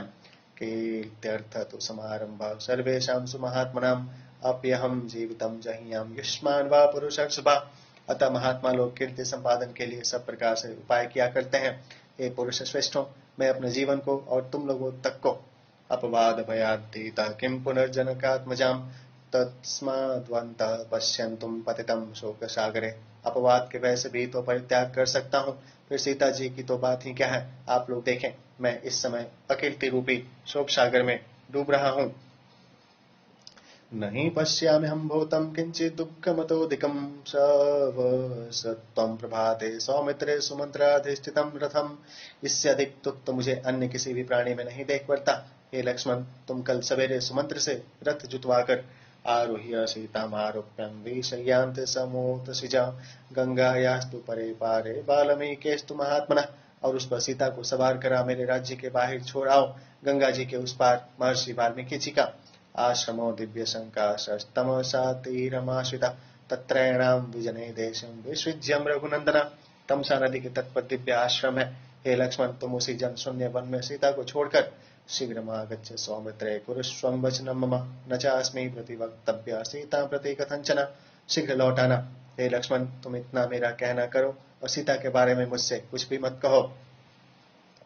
तस्मात् त्वं गच्छ सौमित्रे नात्र कार्यं विचारणा अप्रीतिर्हि परा मह्यं त्वयैतत् प्रतिपादिते। हे लक्ष्मण, अब तुम जाओ और इस बारे में भले बुरे का विचार मत करो। यदि तुम इसके लिए मुझे रोकोगे तो मैं बहुत अप्रसन्न होऊंगा। शापिता हि मया यूयं पादभ्यां जीवितेन चम ये मम वाक्यांतरे ब्रूयोरनुनेतुं कथंचनम् अहित्ता नाम ते नित्यं मदविष्ट विधातनात्। मैं तुम्हें अपने दोनों चरणों की और प्राणों की शपथ दिलाता हूँ कि इस बारे में तुम किसी प्रकार का अनुनय विनय मुझसे मत करना। यदि करोगे तो मेरे अभिष्ट कार्य में बाधा पड़ेगी और मैं तुम्हें सदा अपना हितकारी समझूंगा। मान्यस्तु भवन्तो मां यदि मच्छासने स्थिताम् इत्योद्यम्यतां सीतां कुरुष्वं वचनं मम। यदि तुम लोग मेरी आज्ञा मानते हो तो मैं जो कहूँ सो करो। मैं कहता हूँ, सीता को यहाँ से ले जाकर मेरी आज्ञा पूरी करो। पूर्वमुक्तो अहमनयां गंगा तीरे अहमाश्रमान् पश्येयमिति तस्याश्चम काम संवर्त्यतामयम्। इसके पूर्व एक बार सीता ने मुझसे कहा भी था कि मैं श्रीगंगा तटवासी मुनियों के आश्रमों को देखना चाहती हूँ, अतः ऐसा करने से उसका मन भी रह जाएगा। एवं मुक्ता तो काकुतस्थो वाष्पेन पिहिते क्षण संविशेष धर्मात्मा भ्राते भी परिवारिता शोक संविह्य हृदयो निःश्वासं यथा दीपहम्। यह कहते कहते श्री रामचंद्र जी के नेत्रों में आंसू भर आए। वे सबको विदा कर स्वयं भी अपने भवन में चले गए। उनका हृदय शोक संतप्त हो गया और वे हाथी की तरह लंबी सांसें लेने लगे। उत्तरकांड का 45वां सर्ग पूरा हुआ। ध्यानशूली सत्यनारायण भगवान की जय। अतः शतचत्वारिंश सर्गम। ततो रजन्यं व्युष्टायां लक्ष्मणो दीन चेतनम सुमंत्रं ब्रवीद वाक्यं मुखेन परिशुष्यताम्। जब रात बीती और भोर हुआ तब उदास और शुष्क वदन लक्ष्मण जी ने सुमंत्र से कहा, सारथे तुरगान शीघ्रान योजनस्व रथोत्तमे स्वास्तीर्णं राजवचनात् सीतायाश्चासनं शुभम्। सीता ही राजवचनादाश्रमं पुण्यकर्मणां मया नेयं महर्षीणां शीघ्रमानीयतां रथाम्। हे सारथे, श्री रामचंद्र जी की आज्ञा है, तुम शीघ्रगामी घोड़े रथ में जोतो और रथ में सीता जी के बैठने योग्य बिछौना बिछाओ, क्योंकि महाराज की आज्ञा अनुसार सीता को पवित्र कर्मा ऋषियों के आश्रम में ले चलना है। अतः तुम शीघ्र रथ तैयार करके ले आओ। सुमंत्रस्तु तथैतयुक्तं युक्तं परमवाजिभिः रथं सुरुचिरप्रख्यं स्वास्तीर्णं सुखशय्ययाम् अनेयो वाच सौमित्रिं मित्राणां मानवर्धनम् रथोऽयं समनुप्राप्तो यत्कार्यं क्रियतां प्रभो। सुमंत्र जो आज्ञा कहकर और रथ में उत्तम घोड़े जोत तथा सुखदायी मुलायम बिछौने बिछा रथ ले आए और मित्रों का मान बढ़ाने वाले लक्ष्मण जी से बोले, हे प्रभु, रथ तैयार है, अब जो काम करना हो सो कीजिए। एवमुक्त सुमंत्रेणं राजविस्मनि लक्ष्मण प्रविश्यं सीतमासाद्यं व्याजहार नरर्षभम्। नरश्रेष्ठ लक्ष्मण जी सुमंत्र के यह वचन सुन राजभवन में सीता जी के निकट जा उनसे बोले, त्वया कीलेश नृपतिर्वरं याचितः प्रभुं नृपेण च प्रतिज्ञातमाज्ञप्तश्चाश्रमं प्रति। हे वैदेही, आपने श्री महाराज से श्री गंगा तटवासी ऋषियों के आश्रमों को देखने की प्रार्थना की थी और उन्होंने आपकी प्रार्थना मानकर आपको आश्रमों को दिखाना स्वीकार किया था। अतः महाराज ने इस समय आपको ले जाने के लिए मुझको आज्ञा दी है। गंगा तीरे मया देवीं ऋषीणामाश्रमान् शुभान् शीघ्रं गत्वा तु वैदेहीं शासनात् पार्थिवस्य न। अतः हे देवी, आप श्री गंगा तटवासी ऋषियों के पवित्र आश्रमों को देखने के लिए चलिए। मैं महाराज की आज्ञा से आपको शीघ्र अरण्ये मुनिभिर्जुष्टिम् अवनेयं भविष्यसिम् एवा मुक्ता तु वैदेहीं लक्ष्मणेन महात्मनां। मुनि सेवित वन में ले चलूंगा। महात्मा लक्ष्मण जी के ऐसा कहने पर सीता जी प्रहर्षमतुलं लेभे गमनं चाप्यरोचयत् वांसांसि च महाराणीं रत्नानि विविधानि च। अत्यंत हर्षित हो जाने को तैयार हो गई। उन्होंने मुनि पत्नियों को देने के लिए मूल्यवान वस्त्र और विविध प्रकार के रत्न अपने साथ लिए। गृहीत्वा तानि वैदेहीं गमनायोपचक्रमे इमानि मुनिपत्नीनां दास्याम्याभरणाम्यहम्। इस प्रकार यात्रा की तैयारी कर उन्होंने लक्ष्मण जी से कहा, हे लक्ष्मण, मैं मुनि पत्नियों को ये बहुमूल्य आभरण दूंगी। वस्त्राणि च महार्हाणीं धनानि विविधानि च सौमित्रैस्तु तथैत्युक्तं रथमारुह्य मैथिलीम्। इनके अतिरिक्त बढ़िया वस्त्र और विविध प्रकार के रत्न आदि मैं दान करूंगी। लक्ष्मण जी ने बहुत अच्छी बात है कहकर सीता जी को रथ पर बैठाया। प्रययो शीघ्रतुरगं रामस्याज्ञामनुस्मरन् अब्रवीच्चं तदा सीतां लक्ष्मणं लक्ष्मीवर्धनम्। और श्री रामचंद्र जी की आज्ञा को स्मरण कर वे शीघ्र चलने वाले घोड़ों के रथ में बैठ चल दिए। उस समय सीता जी ने कांतिमान लक्ष्मण जी से कहा, अशुभानि बहुन्नेवं पश्यामि रघुनंदनं नयनं मे पूरयत्यद्धं गात्रोत्कं पश्चायते। हे रघुनंदन, इस यात्रा में मुझे बड़े बड़े अपशकुन देख पड़ते हैं। देखो, इस समय मेरी दाहिनी आंख फड़क रही है और मेरा शरीर कांप रहा है। हृदयं चैव सौमित्रे अस्वस्थमिव लक्षयिम् औतसुख्यं परं चापिम् अधीर्तिश्चं परामम। हे लक्ष्मण, मुझे अपना हृदय भी रोगग्रस्त मनुष्य जैसा जान पड़ता है। मुझे बड़ी उत्कंठा भी हो रही है और महान अधैर्य से मैं विकल हूँ। शून्यामेव च पश्यामि पृथिवीं पृथुलोचनम् अपिं स्वस्ति भवेत् तस्य भ्रातुस्ते भ्रातृवत्सलम्। हे विशाल लोचन, मुझे यह पृथ्वी सुख शून्य देख पड़ती है। हे भ्रातृवत्सल, क्या तुम्हारे बड़े भाई का तो कोई अमंगल नहीं हुआ? स्वश्रूणां चैव मे वीरं सर्वसाम विशेषतः पुरे जनपदे चैवं कुशलं प्राणिनामपि। हे वीर, विशेषकर मेरी सांसें तो सब प्रकार से प्रसन्न है। पूर्ववासी और जनपदवासी तो सब सकुशल है। इत्यांजलि कृता सेतां दैवताभ्ययाचतं लक्ष्मणो यथ ततः श्रुतां शिरसां बंध मैथिलीम्। यह कर सीता जी हाथ जोड़कर देवताओं की मनौती बनाने लगी। तब सीता जी सब बातें सुन लक्ष्मण जी ने सिर झुकाकर सीता जी को प्रणाम किया। शिवमित्यब्रवीत् दृष्टो हृदयेन विशुष्यतां ततो वासमुपागम्यं गोमतीराश्रमे। और हृदय के भाव को हृदय ही में दबाकर बनावटी प्रसन्नता प्रकट कर बोले, हे देवी, सब मंगल है। तदंतर जाते जाते लक्ष्मण जी गोमती के तीरवती आश्रम में पहुंचे और रात भर वहीं रहे। प्रभाते पुनरुत्थाय सौमित्रीं सुतमब्रवीत योज्य स्वरथम शीघ्र मध्यम भागीरथी जलम। सवेरा होने पर लक्ष्मण जी ने उठकर सुमंत्र से कहा, शीघ्र रथ जोतो, आज मैं भागीरथी का जल शीर्षा धारिष्यामि त्र्यंबक इवोजसा सोऽश्वान विचारे तम तो रथे युक्तान मनोजवान। श्री शिव जी की तरह अपने मस्तक पर धारण करूंगा, अर्थात गंगा स्नान करूंगा। यह आज्ञा पाकर सुमंत्र ने मन के समान वेगवान घोड़ों को घुमा फिराकर रथ में जोता। आरोह स्वेति वैदेहीं सुतः प्रांजलिरब्रवीत सातुं सुतस्य वचनादारुरोह रथोत्तमम्। और हाथ जोड़कर जनक नंदिनी से कहा कि आप रथ पर सवार हो। सुमंत्र के कहने से सीता जी रथ पर जा बैठी। सीता सौमित्रिणां सार्धं सुमंत्रेण च धीमताम् आससाद विशालाक्षीं गंगां पाप विनाशिनीम्। जानकी जी, लक्ष्मण जी और बुद्धिमान सुमंत्र तीनों उस रथ पर बैठकर वहां से रवाना हुए। चलते चलते विशालाक्षी जानकी गंगा के तट पर जा पहुंची। अथार्घ दिवसं गत्तं भागीरथ्या जलाशयं निरीक्ष्यं लक्ष्मणो दीनः प्ररुरोध महास्वनः। सवेरे के चले हुए लक्ष्मण जी जानकी सहित दोपहर होते होते भागीरथी श्री गंगा जी के तट पर पहुंचे। श्री गंगा जी को देख लक्ष्मण अपने को न संभाल सके, वे दुखी हो जोर से रोने लगे। सीता तु परमायत्तां दृष्ट्वा लक्ष्मण मातुरम उवाच वाक्यम धर्मज्ञाम किमिदं रुद्धते त्वयाम। तब धर्मज्ञा सीता जी लक्ष्मण जी को आतुर देख अत्यंत दुखी हो उनसे बोली कि हे लक्ष्मण, तुम किस लिए रोते हो? जाह्नवी तीरमासाद्यं चिराभिलषितं मम हर्ष काले किमर्थं मां विषादयसि लक्ष्मणम्। हे लक्ष्मण, मेरी बहुत दिनों से अभिलाषा थी कि मैं गंगा जी के तीर पर चलूं, सो मैं आज यहाँ आई हूँ। सो इससे तो तुमको इस समय हर्षित होना था, इसके विपरीत तुम रो रो कर मुझे दुखी क्यों कर रहे हो? नित्यं त्वं राम पार्श्वेषु वर्तसे पुरुषर्षभं क्वचित् दीर्घकृतं स्तेनं तिरात्रं शोकमागतः। तुम सदा श्री रामचंद्र जी के पास रहते हो, अतएव क्या 2 दिन का अंतर पड़ने से तुमको विषाद हो रहा है?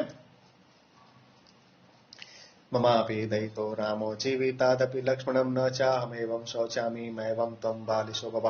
हे लक्ष्मण, यद्यपि श्री राम जी तो मुझको अपने प्राणों से भी अधिक प्यारे हैं, तथापि मैं तो दुखी नहीं होती, अतः तुम ऐसा लड़कपन मूर्खता मत करो। तारयस्व च मां गंगां दर्शयस्व च सा च तापसान् ततो मुनिर्भ्यो दास्यामि वांशस्याभरणानि च। तुम मुझे गंगा के उस पार ले चलो और वहां मुझे तपस्वियों के दर्शन कराओ, जिससे मैं उनको वस्त्राभरण भेंट करूं। ततः कृत्वा महर्षीणां यथार्हमभिवादनं तत्र चैकाम्यशामुष्यं यास्यामस्तां पुरीं पुनः। और उन महर्षियों को यथा योग्य प्रणाम करूं, तदंतर एक रात वहां रहकर अयोध्यापुरी को लौट चलूं। ममापि पद्मपत्राक्षं सिंहोरस्कं कृशोदरं त्वरते हि मनो द्रष्टुं रामं रमयताम्बरम्। क्योंकि मेरा मन भी उन कमल नयन सिंह की तरह छाती वाले कृशोदर पुरुषोत्तम श्री रामचंद्र जी को देखने के लिए उतावला हो रहा है। तस्यास्तद्वचनं श्रुतं प्रविज्यं नयने शुभं नाविकान्यायामासं लक्ष्मणः परवीरहम्। इयं च सज्जनातोश्चेतिं सा प्रांजलि और ब्रुवन्। सीता जी के वचन सुनकर रिपुनाशकारी लक्ष्मण जी ने अपने दोनों सुंदर नेत्र पोंछे और मल्लाहों को बुलाया। बुलाते ही वे आए और हाथ जोड़कर बोले कि महाराज, नाव तैयार है। तितीर्षु लक्ष्मणो गंगां शुभां नावमुपारोहत् गंगां संतारयामासं लक्ष्मणस्तां समाहिता। पुण्य सलीला जाह्नवी के पार होने की इच्छा से लक्ष्मण जी सीता सहित नाव पर बैठे और बड़ी सावधानी से वे गंगा के पार पहुंच गए। उत्तरकांड का 46वां सर्ग पूरा हुआ। ध्यान शूल्य सत्यनारायण भगवान की जय। अतः 47 सर्गम। यहाँ यद्यपि 46वें सर्ग को समाप्त करते हुए आदि कवि ने एक ही श्लोक में लक्ष्मण का श्री गंगा जी के पार होना लिख दिया है, तथापि इस सर्ग में श्री गंगा जी के पार होने का वर्णन विस्तार से किया है। अथ नावं सुविस्तीर्णां नैषादिं राघवानुज आरुरोह समायुक्तं पूर्वमारोप्य मैथिलीं। मल्लाहों की लाई हुई सजी सजाई बड़ी नाव पर पहले जानकी जी को बैठा, फिर लक्ष्मण जी स्वयं उस पर सवार हुए। सुमंत्रं चैव सरथं स्वस्थियत्तामिति लक्ष्मणः उवाच शोक संतप्त प्रयाहिते च नाविकम्। तदंतर सुमंत्र से कहा, तुम रथ सहित इस पार रहो। फिर शोकाकुल हो मल्लाहों से कहा कि नाव चलाओ। ततस्तीरमुपागम्यं भागीरथ्यां स लक्ष्मणः उवाच मैथिलीं वाक्यं प्राञ्जलिर्बाष्पसंवृतः। श्री गंगा जी के उस पार पहुंचकर लक्ष्मण जी आंखों में आंसू भर गदगद कंठ से सीता जी से बोले, हृदगतं मे महाच्छल्यं यस्मादार्येण धीमताम् अस्मिन्निमिते वैदेहीं लोकस्य वचने कृतः। हे विदेह कुमारी, ऐसे बुद्धिमान महाराज ने इस निंदे कर्म में मुझे नियुक्त कर मुझे संसार में निंदा का पात्र बनाया है, इसलिए यह कार्य मेरे हृदय में कांटे की तरह चुभ रहा है। श्रेयो हि मारणं मेध्यं मृत्युर्वां यत्परं भवेत् न चास्मिन्नीदृशे कार्यं नियोज्यो लोकनिन्दितम्। ऐसे लोक निंदित काम करने की अपेक्षा तो यदि मैं मर जाता तो बहुत ही अच्छा था। मेरे लिए बड़ा अच्छा होता यदि मैं इस जाल में न फंसा जाता। प्रसीद च न मे पापं कर्तुमर्हसि शोभने मित्यांजलि कृतो भूमौ निपपात स लक्ष्मण। हे शोभने, तुम प्रसन्न हो, तुम मुझे दोष मत देना। यह कहकर लक्ष्मण जी हाथ जोड़े हुए जमीन पर गिर पड़े। रुदन्तं प्राञ्जलि दृष्ट्वा कांक्षन्तं मृत्युमात्मनः मैथिलीं विशसंविघ्नां लक्ष्मणं वाक्यं ब्रवीत्। जब लक्ष्मण जी हाथ जोड़े पृथ्वी पर गिरकर अपना मरना मनाने लगे, तब सीता जी ने लक्ष्मण जी की ऐसी दशा देख अत्यंत घबरा कर उनसे कहा, किमिदं नावगच्छामि ब्रूहिं तत्त्वेन लक्ष्मणं पश्यामि त्वां न स्वस्थमपि क्षेमं महीपते। हे लक्ष्मण, मेरी समझ में नहीं आता कि क्या बात है, मुझे साफ साफ बतलाओ। मैं देखती हूँ तुम अति विकल हो, सो महाराज तो सकुशल है। शापितोऽसि नरेन्द्रेणं यत्त्वं संतापमागतः तद्ब्रूया सनिधो मह्यमाज्ञापयामि ते। हे वत्स, तुमको महाराज की शपथ है, बतलाओ तुम्हारे इस प्रकार संतप्त होने का कारण क्या है, मैं तुम्हें आज्ञा देती हूँ। वैदेह्याच्युद्यमानस्तुं लक्ष्मणो दीनचेतनः अवाङ्गमुखो बाष्पगलो वाक्यमेतदुवाचः। जब सीता जी ने इस प्रकार शपथ दी तब लक्ष्मण जी बड़े दीन हो नीचे को मुंह कर गदगद कंठ से यह बोले, श्रुत्वा परिषदो मध्ये ह्यापवादं सुदारुणं पूरे जनपदे चैवं त्वत्कृते जनकात्मजे। हे जनक नंदनी, राजधानी और राज्य भर में तुम्हारे संबंध में जो महादारुण अपवाद फैला हुआ है उसे सभा में सुन। राम संतप्त हृदय माम निवेद्यम गृहं गतः न तानि वचनीयानि मया देवी तवाग्रता। श्री रामचंद्र जी बड़े दुखी हुए और मुझे समस्त वृत्तांत बतला राजभवन में चले गए। हे देवी, वे सब बातें आपके सामने कहने योग्य नहीं है। यानी राज्ञा हृदयन्यास्तान्यमर्षात् पृष्ठतः कृतं सात्वं त्यक्तं नृपदेनां निर्दोषा मम सन्निधौ। महाराज ने उनको अपने मन ही में छिपा कर रखा है, मैंने उन्हें सुना अनसुना कर दिया है। उन बातों का सारांश यह है कि महाराज ने आपका त्याग किया है, किंतु मेरे दृष्टि में आप सर्वथा निर्दोषा हैं, अथवा महाराज ने मेरे सामने आपको निर्दोष बतलाया है। पौरापवाद भीतेनं ग्राह्यं देवी नत्येन्यताम् आश्रमान्तेषु च मयं त्यक्तं तं भविष्यसि। परंतु वे पूर्ववासियों के अपवाद से डरते हैं, आप और कुछ न समझे, मैं आपको यहाँ आश्रम के समीप छोड़ जाऊंगा। राज्ञ शासनमादायं तथैवं किल दौहितं तदैतद् जाह्नवी तीरं ब्रह्मर्षीणां तपोवनम्। क्योंकि राजा की आज्ञा और गर्भिणी स्त्री की अभिलाषा अवश्य पूरी करनी चाहिए, अतः श्री गंगा जी के तट पर ब्रह्मर्षियों के तपोवन में पुण्यं च रमणीयं च मां विषादं कृथा शुभे राज्ञो दशरथस्यैवं पितुर्मे मुनिपुंगव। सखा परमको विप्रो वाल्मीकि सुमहायशां पादच्छायामुपागम्य सुखमस्य महात्मना उपवास परेकाग्रं वस त्वं जनकात्मजे। जो अति रम्य और पवित्र है, मैं आपको त्यागूंगा, आप यहीं रहें और शोक न करें। हे सुबह मेरे पिता महाराज दशरथ के मुनिश्रेष्ठ यशस्वी विप्र वाल्मीकि बड़े मित्र हैं। हे सीते, अतः आप उन्हीं महात्मा के चरणों में पहुंच सावधानता पूर्वक उनकी सेवा करती हुई सुख से रहें। महर्षि वाल्मीकि के लिए विप्र एवं महायशस्वी का विशेषण देना और उनको अपने पिता का मित्र बतलाना यह प्रकट करता है कि सीता का वाल्मीकि के पास रहना अपवाद मूलक न होगा। पतिव्रता त्वमास्थायं रामं कृत्वा सदा हृदि श्रेयस्ते परमं देवीं तथा कृत्वा भविष्यति। हे सीते, आप श्री रामचंद्र जी का अपने हृदय में ध्यान करती हुई पातिव्रत धर्म का पालन करें, बस इसी से आपका परम कल्याण होगा। उत्तरकांड का 47वां सर्ग संपूर्ण होगा। ध्यान सूर्य सत्यनारायण भगवान की जय। अतः अष्टचत्वारिंश सर्गम। लक्ष्मणस्य वच श्रुतं दारुणं जनकात्मजां परं विषादमागम्यं वैदेहीं निपपातहम्। जनक नंदिनी महारानी वैदेही जी लक्ष्मण जी के मुख से इन कठोर वचनों को सुनकर अत्यंत दुखी हुई और पृथ्वी पर गिर पड़ी। स मुहूर्तमिवा संज्ञां वाष्पपर्यकुलेक्षणं लक्ष्मणं दीनया वाचम वाचम जनकात्मजा। वे कुछ देर अचेत रहकर उठी और आंखों में आंसू भरकर एवं दीन हो लक्ष्मण जी से कहने लगी, मामी कय्यम तनूर्णूनं शिष्टं दुःखाय लक्ष्मणं धात्रा यस्यास्तथा मे यद्यं दुःख मूर्ति प्रदृश्यते। हे लक्ष्मण, विधाता ने मेरा शरीर दुख भोगने के लिए बनाया है, इसी से आज दुख मुझे मूर्ति धारण कर दिखलाई देता है। किन्नु पापम कृतं पूर्वं को वदायदारर्वियोजिता या हम शुद्ध समाचारम त्यक्तम नृपतीनां सतीं। नहीं मालूम पूर्व जन्म में मैंने क्या पाप किया था अथवा किसका स्त्री से वियोग करवाया था, जिसके कारण मेरे शुद्ध चरित्रा और पतिव्रता होने पर भी मेरे पति से मेरा वियोग किया जाता है। पुरा अहमाश्रमेवासं राम पदानुवर्तनीं अनुरुद्ध्यापि सौमित्रिं दुःखे च परिवर्तनीं।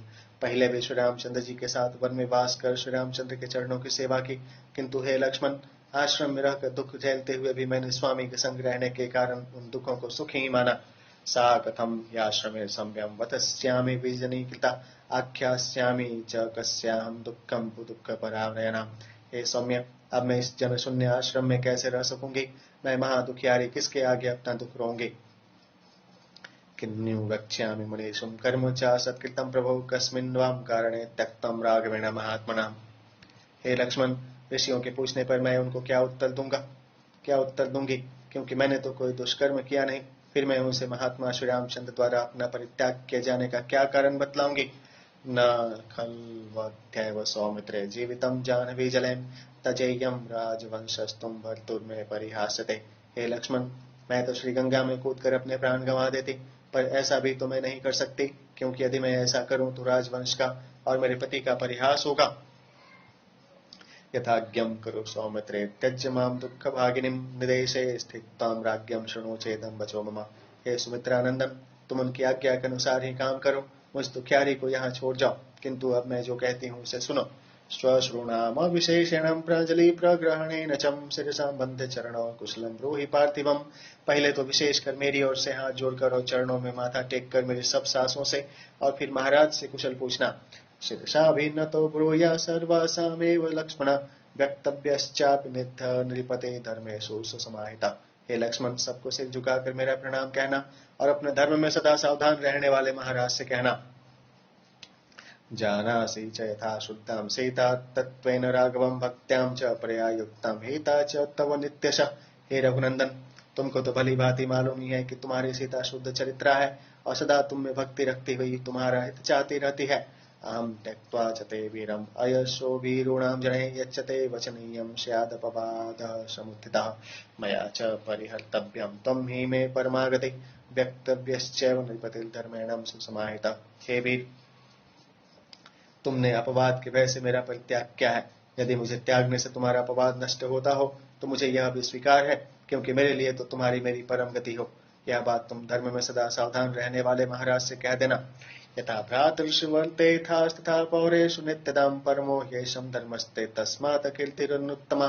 महाराज को जैसे तुम भाइयों के साथ व्यवहार करते हो वैसा ही पूर्ववासियों के साथ व्यवहार करना, यही तुम्हारा कर्तव्य है। इसी से तुमको उत्तम से उत्तम कीर्ति प्राप्त होगी।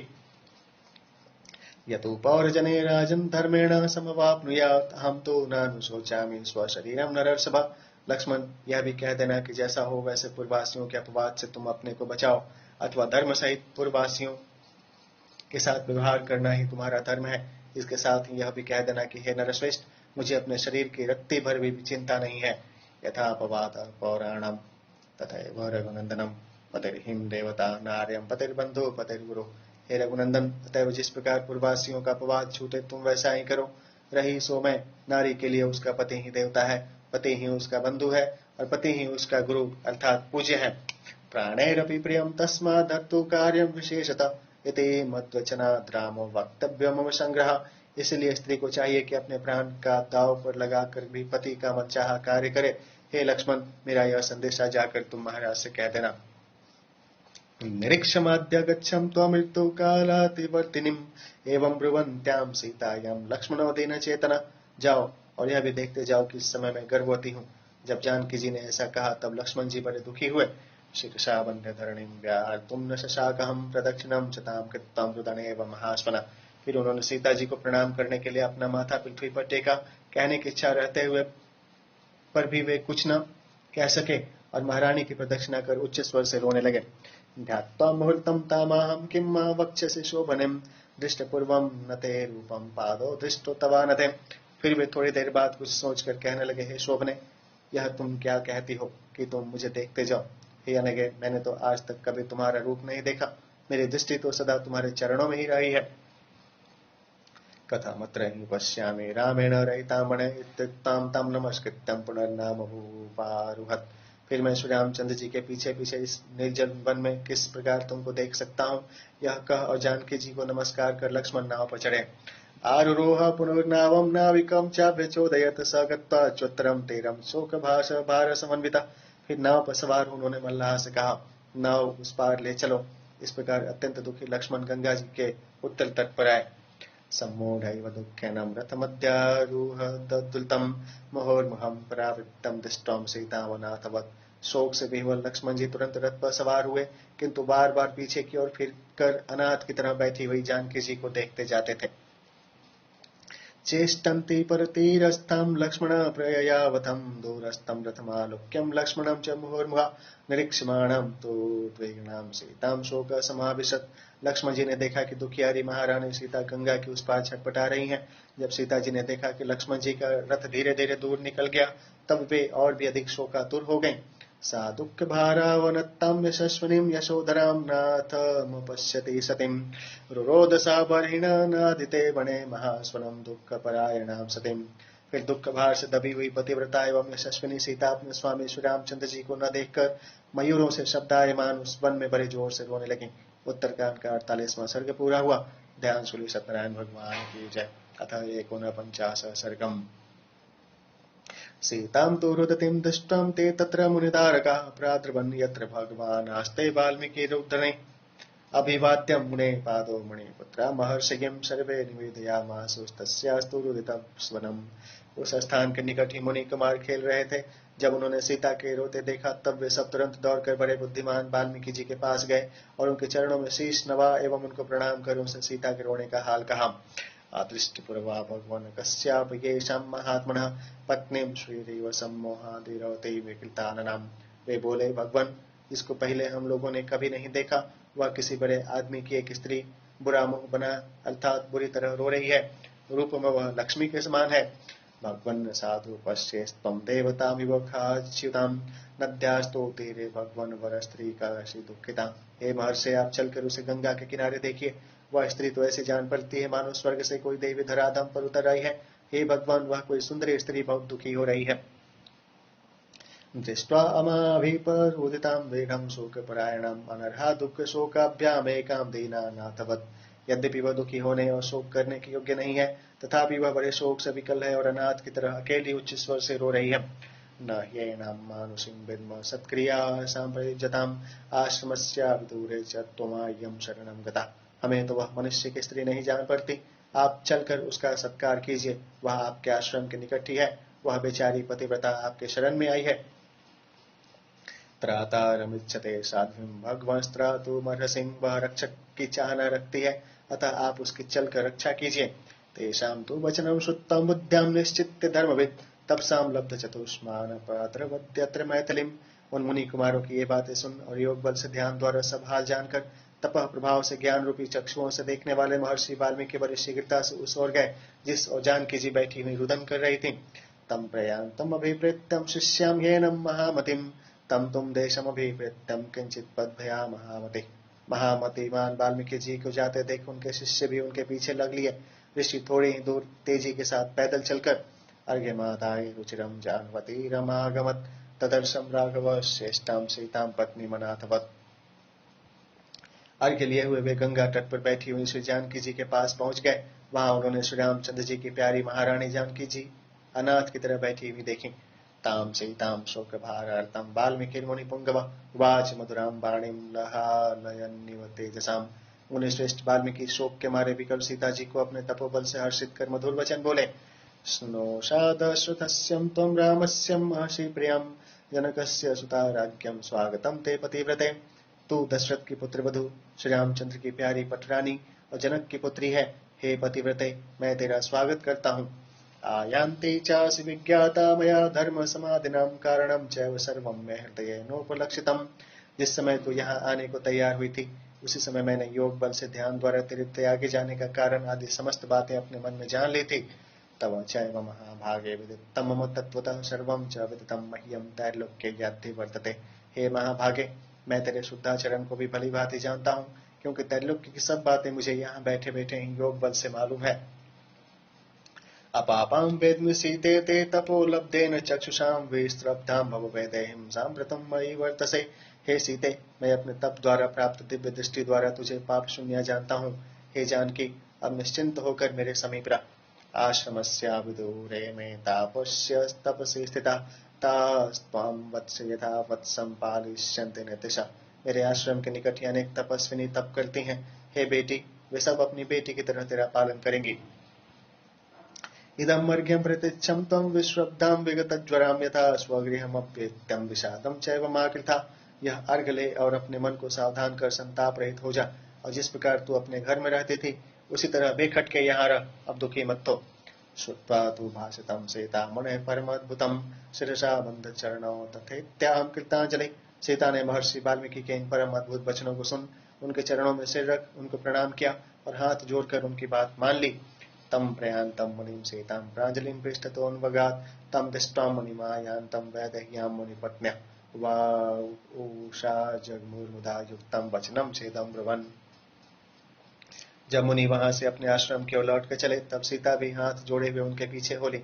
मुनिराज को जानकी सहित आते देख मुनि पत्नियां आगे बढ़ एवं हर्षित हो उनसे यह कहने लगी। स्वागतम ते मुनि श्रेष्ठम चिरस्यागमनम चते अभिवादयामस्त्वं सर्वा उच्चतां किं च कुर्मः। हे मुनि श्रेष्ठ, आपका स्वागत है। इस बार हम लोगों को बहुत दिनों बाद आपके दर्शन मिले। हम सब आपको प्रणाम करती हैं। आज्ञा दीजिए, हम क्या करें। तांसां तद्वचनं श्रुत्वा वाल्मीकिरदं ब्रवीत् सीतय्यं समनुप्राप्तं पत्नीं रामस्य धीमता। उन सबके ये वचन सुन महर्षि वाल्मीकि जी ने कहा, बुद्धिमान महाराज श्री रामचंद्र जी की यह भार्या यहाँ आई है। स्नुषां दशरथस्यैषां जनकस्य सुता सतीं अपापा पतिना त्यक्तं परिपाल्यं मया सताम्। यह महाराज दशरथ की पुत्रवधू और महाराज जनक की सुशीला बेटी है। इसे बिना अपराध अर्थात निष्कारण इसके पति ने त्याग दिया है। यह पतिव्रता और निर्दोषा है। मैं अब सदा इसका पालन करूंगा। इमां भवन्त्यपश्यन्तुं स्नेहेन परमेन हिं गौरमान मम वाक्याच्चं पूज्यां वत्सु विशेषतः। मेरे कथन का गौरव मानकर आप सब भी बड़ी प्रीति के साथ सम्मान पूर्वक इनकी रक्षा करें। महोर्मुहुश्चं वैदेहीं मणिधाय महायशा स्वमाश्रमं शिष्यवृत्ता पुराय महातपा। उस प्रकार बार बार महायशस्वी और महातपस्वी वाल्मीकि जी उन तापसियों को भली भांति समझा और जानकी जी को उन्हें सौंप शिष्यों सहित अपने आश्रम में चले आए। उत्तरकांड का 49वां सर्ग पूरा हुआ। ध्यान सूर्य सत्यनारायण भगवान की जय था। 50वां सर्गम। दृष्ट्वा तु मैथिलीं सीतामाश्रमे संप्रवेशितां संतापमगमदघोरं लक्ष्मणो दीनचेतना। सीता जी को वाल्मीकि के आश्रम में गई हुई देख लक्ष्मण जी अत्यंत दुखित हो बहुत उदास हुए। इससे जान पड़ता है कि लक्ष्मण प्रथम कुछ दूर चले आए और फिर जानकी जी के वाल्मीकि आश्रम में जाने की प्रतीक्षा में कहीं छिपे खड़े रहे थे। आब्रवीच्छं महातेजा सुमंत्रं मंत्र सारथिं सीता संतापजं दुःखं पश्य रामस्य सारथे। वे महातेजस्वी परामर्श द्वारा सहायता देने वाले सारथी सुमंत्र से बोले, हे श्री रामचंद्र जी के सारथी, देखो सीता जी के संताप का वृत्तांत सुनकर श्री रामचंद्र जी को बड़ा दुख होगा। ततो दुःखतरं किन्नुं राघवस्य भविष्यतिं पत्नीं शुद्ध समाचारं विसृज्यं जनकात्मजाम्। इससे बढ़कर श्री रामचंद्र जी को और क्या दुख हो सकता है कि महाराज को अपनी शुद्ध चरित्रा पत्नी जानकी त्याग देनी पड़ी। व्यक्तं दैवादहं मन्ये राघवस्य विना भवं वैदेह्यां सारथे नित्यं दैवं हि दुरतिक्रमम्। ये सारथे, जानकी जी का यह वियोग महाराज को अदृश्य के फल से प्राप्त हुआ है। मुझे तो इस बात का अब निश्चित हो गया है कि दैव को कोई भी उल्लंघन नहीं कर सकता, अर्थात भाग्य के लिखे को कोई नहीं मिटा सकता। ये हुई देवान स गंधर्वान असुरान सहसा रक्षसे निहन्याद् राघव क्रुद्धं सदैवं पर्युपासते। देखो, जो क्रोध में भर देवता गंधर्व दैत्य और राक्षसों का नाश कर सकते हैं, वे श्री रामचंद्र जी भी दैव के वशीभूत हुए देख पड़ते हैं। पुरा राम पितुर्वाक्यान् दंडके विजने वने उषित्तां नववर्षाणि पंच चैव महावने। देखो ना, पहले तो उन्होंने पिता को आज्ञा से 14 वर्ष निर्जन दंडक वन में वास किया। ततो दुःखतरं भूयं सीतायां विप्रवासनं पौराणं वचनं श्रुतं निशंसं प्रतिभाति में। परंतु उससे भी अधिक उनके लिए यह सीता का त्याग रूपी दुख है जो नगरवासियों के वचनों के कारण उनको प्राप्त हुआ है। मेरी समझ में तो उनका यह कार्य बड़ा ही निष्ठुर है। कोनो धर्माश्रय सूतं कर्मण्यस्मिन् यो हरिं मैथिलीं समनुप्राप्त पौरैर्हीनार्थवादिभिं। हे सुमंत, न्याय शून्य अर्थात अनुचित बात कहने वाले नगरवासियों के कथन मात्र से सीता का त्याग जैसा यश नाशकारी कर्म कर बैठना कौन सा बड़ा धर्म का काम है। एतावाचो बहुविधां श्रुतं लक्ष्मण भाषिता सुमंत्र्य श्रद्धां प्राज्ञो वाक्यमेतद्वाचहम्। इस प्रकार का लक्ष्मण जी की अनेक बातें सुन बुद्धिमान सुमंत्र श्रद्धा पूर्वक कहने लगे। न संतापस्तया कार्यं सौमित्रे मैथिलीं प्रति दृष्टमेतत्पुरा विप्रयपितुस्ते लक्ष्मणाग्रता भविष्यति दृढं रामो दुःखप्रायो विशोक्य भाग प्राप्यस्ते च महाबाहुर्विप्रयोगं प्रियर्दुतम्। हे सौमित्र, तुम मैथिली के लिए दुखी मत हो। हे लक्ष्मण, दुर्वासा ने तुम्हारे पिता के सामने इस बात को विचार कर निर्णय कर दिया था कि श्री रामचंद्र प्यारा दुखी ही रहेंगे और उन्हें सुख नहीं मिलेगा।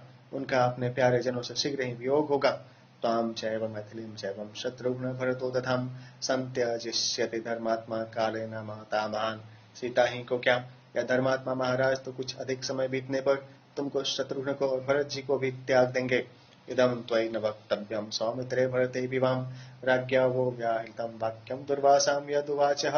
हे लक्ष्मण, यह बात तुम भरत और शत्रुघ्न से भी मत कहना। जिस समय बड़े महाराज दशरथ ने दुर्वासा से तुम लोगों के बारे में पूछा था, तब उन्होंने यह बात महाजन समीपे च मम चैव नरर्षभं ऋषीणां व्याहृतं वाक्यं वसिष्ठस्य च सन्निधौ।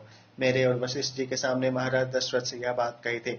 ऋषेस्तु वचनं श्रुतं ममाहं पुरुषर्षभ सूतन क्वचित् एवं ते वक्तव्यं जन सन्निधौ।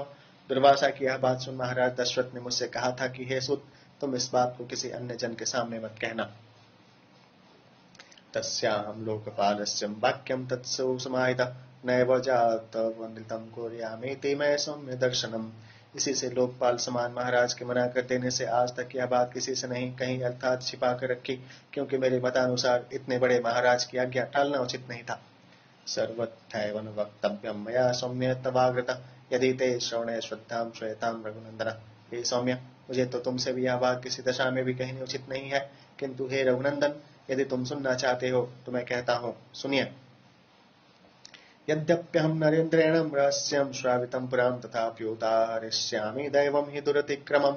यद्यपि पूर्व काल में यह बात बड़े महाराज ने मुझे एकांत में सुनाई थी, तथापि मैं इसे तुमसे कहता हूँ, क्योंकि भाग्य तो अमिथ्य है। येनेदमीदृशं प्राप्तं दुःखं शोकसमन्वितं न त्वया भरतस्याग्रे शत्रुघ्नस्यापि सन्निधौ। भाग्य दोष ही से तो इस प्रकार का दुख और शोक प्राप्त हुआ है, तो भी यह गूढ़ बात तुम भरत और शत्रुघ्न से मत कह देना। तच्छ्रुत्वां भासितं तस्यं गंभीरार्थपदः महत् तस्थ्यं ब्रूहीति सौमित्रिं सुतं तं वाक्यं ब्रवीत। सुमंत्र के इन गंभीर वचनों को सुन लक्ष्मण जी बोले, हे सुत, तुम समस्त वृत्तांत ज्यों का त्यों कहो। उत्तरकांड का 50वां सर्ग संपूर्ण हुआ। उत्तरकांड का पूर्वार्ध संपूर्ण हुआ। ध्यान सूर्य सत्यनारायण भगवान की जय। अथ श्री श्रीमद् नारायण पारायण समापन क्रम श्री वैष्णव संप्रदाय प्रार्थना। एवमत्त पुरा वृत्तम आख्यानं भद्रमस्तुवं प्रव्याहृत विश्वप्तं बलं विष्णु प्रवर्धतां लाभस्तेषां जयस्तेषां कुतस्तेषां पराभवं येषामिन्दीवरस्याम हृदये सुप्रतिष्ठितम्। काले वर्षतु पर्जन्यं पृथिवीं शस्यशालिनीं देशोऽयं क्षोभरहितो ब्राह्मणाः सन्तु निर्भयां। कावेरी वर्धतां काले काले वर्षतु वासवः श्रीरङ्गनाथो जयतुं श्रीरङ्गश्रीश्चं वर्धतां। स्वस्ति प्रजाभ्यं परिपालयन्तां न्यायेन मार्गेण महीं महिषां गोब्राह्मणेभ्यं शुभमस्तु नित्यं लोकाः समस्ताः सुखिनो भवन्तु। मङ्गलं कौशलेन्द्राय महनीय गुणान्वधये चक्रवर्ती तनुजायं सर्वभौमाय मङ्गलम्। वेद वेद्यान्त विद्यायं मेघश्यामलमूर्तयं पुंसां मोहनरूपायं पुण्यश्लोकाय मङ्गलम्। विश्वामित्रान्तरङ्गाय मिथिलानगरीपते भाग्यानां परिपाकाय भव्यरूपाय मङ्गलम्। पितृभक्ताय सततं भ्रातृभिं सह सीतयां नन्दिताखिललोकाय रामभद्राय मङ्गलम्। त्यक्तसाकेतवासायं चित्रकूटविहारिणीं सेव्यायं सर्वयम्मीमां धीरोदराय मङ्गलम्। सौमित्रिणां च चाणक्यं चापबाणसिधारिणी संसेव्याय सदा भक्त्यां स्वामिने मम मङ्गलम्। दण्डकारण्यवासायं खण्डितामरशत्रवें गिरिधराजाय भक्तायं मुक्तिदायस्तु मङ्गलम्। सादरं शबरे दत्तफलमूलाभिदाशिनीं सौलभ्यपरिपूर्णायं सत्त्वोद्रिक्ताय मङ्गलम्। हनुमत समवेताय हरिषाभीष्टदायिनीं बाली प्रमुत्थनायास्तु महाधीराय मङ्गलम्। श्रीमते रघुवीराय सेतुलङ्घितसिन्धवें जितराक्षसराजाय रणधीराय मङ्गलम्। आसाद्यं नगरीं दिव्यामभिषिक्ताय सीतयां राजाधिराजराजाय रामभद्राय मङ्गलम्। मङ्गलाशासन परमेर्धाचार्यं पुरोगमः सर्वैश्चं पूर्वैराचार्य सत्कृतायास्तु मङ्गलम्। ध्यान सूर्य सत्यनारायण भगवान की जय। अथ माधव संप्रदाय प्रार्थना। स्वस्ति प्रजाभ्यः परिपालयन्तां न्यायेन मार्गेण महीं महिषा गोब्राह्मणेभ्यः शुभमस्तु नित्यं लोकाः समस्ताः सुखिनो भवन्तु। काले वर्षतु पर्जन्यः पृथिवीं शस्यशालिनीं देशोऽयं क्षोभरहितो ब्राह्मणाः सन्तु निर्भयाः। लाभस्तेषां जयस्तेषां कुतस्तेषां पराभवः येषामिन्दीवरस्याम हृदये सुप्रतिष्ठिताः। मङ्गलं कौशलेन्द्राय महनीय गुणाम्बधये चक्रवर्ती तनुजायं सर्वभौमाय मङ्गलम्। कायेन वाचा मनसेन्द्रियैर्वा बुद्ध्यात्मना वा प्रकृते स्वभावात् करोमि यद्यत् सकलं परस्मै नारायणस्येति समर्पयामि। ध्यान सूर्य सत्यनारायण भगवान की जय। ओम विष्णुवे नमः। अथ स्मार्त संप्रदाय प्रार्थना। स्वस्ति प्रजाभ्यं परिपालयन्तां न्यायेन मार्गेण महीं महिषां गोब्राह्मणेभ्यं शुभमस्तु नित्यं लोकाः समस्ताः सुखिनो भवन्तु। काले वर्षतु पर्जन्यः पृथिवीं शस्यशालिनीं देशोऽयं क्षोभरहितो ब्राह्मणाः सन्तु निर्भयाः। अपुत्राः पुत्रिणः सन्तु पुत्रिणः सन्तु पौत्रिणः अधनाः सधनाः सन्तु जीवन्तो शरदां शतम्। चरितं रघुनाथस्य शतकोटिप्रविस्तरम् एकैकमक्षरं प्रोक्तं महापातकनाशनम्। शृण्वन् रामायणं भक्त्यां यः पादं पदमेव पां स याति ब्रह्मणस्थानं ब्रह्मणा पूजते सदाम्। रामाय रामभद्राय रामचन्द्राय वेदसे रघुनाथाय नाथाय सीताय पतये नमः। यन्मङ्गलं सहस्राक्षे सर्वदेव नमस्कृतं वृत्रनाशे सम्भवत् तत्ते भवतु मङ्गलम् मङ्गलं कौशलेन्द्राय महनीय गुणात्मने चक्रवर्ती तनुजाय सर्वभौमाय मङ्गलम् यान्मङ्गलं सुपर्णस्य विनत्ता कल्पयत्पुराम् अमृतं प्रार्थयानस्यं तत्ते भवतु मङ्गलम् अमृतोत्पादने दैत्याग्नतो वज्राधरस्य तत् अदितिर्मङ्गलं प्रदा तत्ते भवतु मङ्गलम् कृष्णविक्रमान् प्रक्रमतो विष्णोरमित तेजसं यादासीन मङ्गलं राम तते भवतु मङ्गलम् ऋतवः सागरादीपं वेदालोकादिशश्च ते मङ्गलानि महाबाहो दिशस्तौ तव सर्वताम् कायेन वाचा मनसेन्द्रियैर्वां बुद्ध्यात्मना वा प्रकृते स्वभावात् करोमि यद्यत् सकलं परस्मै नारायणायेति समर्पयामि। ध्यान सूर्य सत्यनारायण भगवान की जय। ओम हरि ओम। हम जोर से बोलिए सियावर रामचंद्र की जय। कर्पूर गौरम करुणावतारम संसार सारम भुजगेन्द्र हारम सदा वसंतम हृदयारविंदो भवम भवानी सहितम नमामि।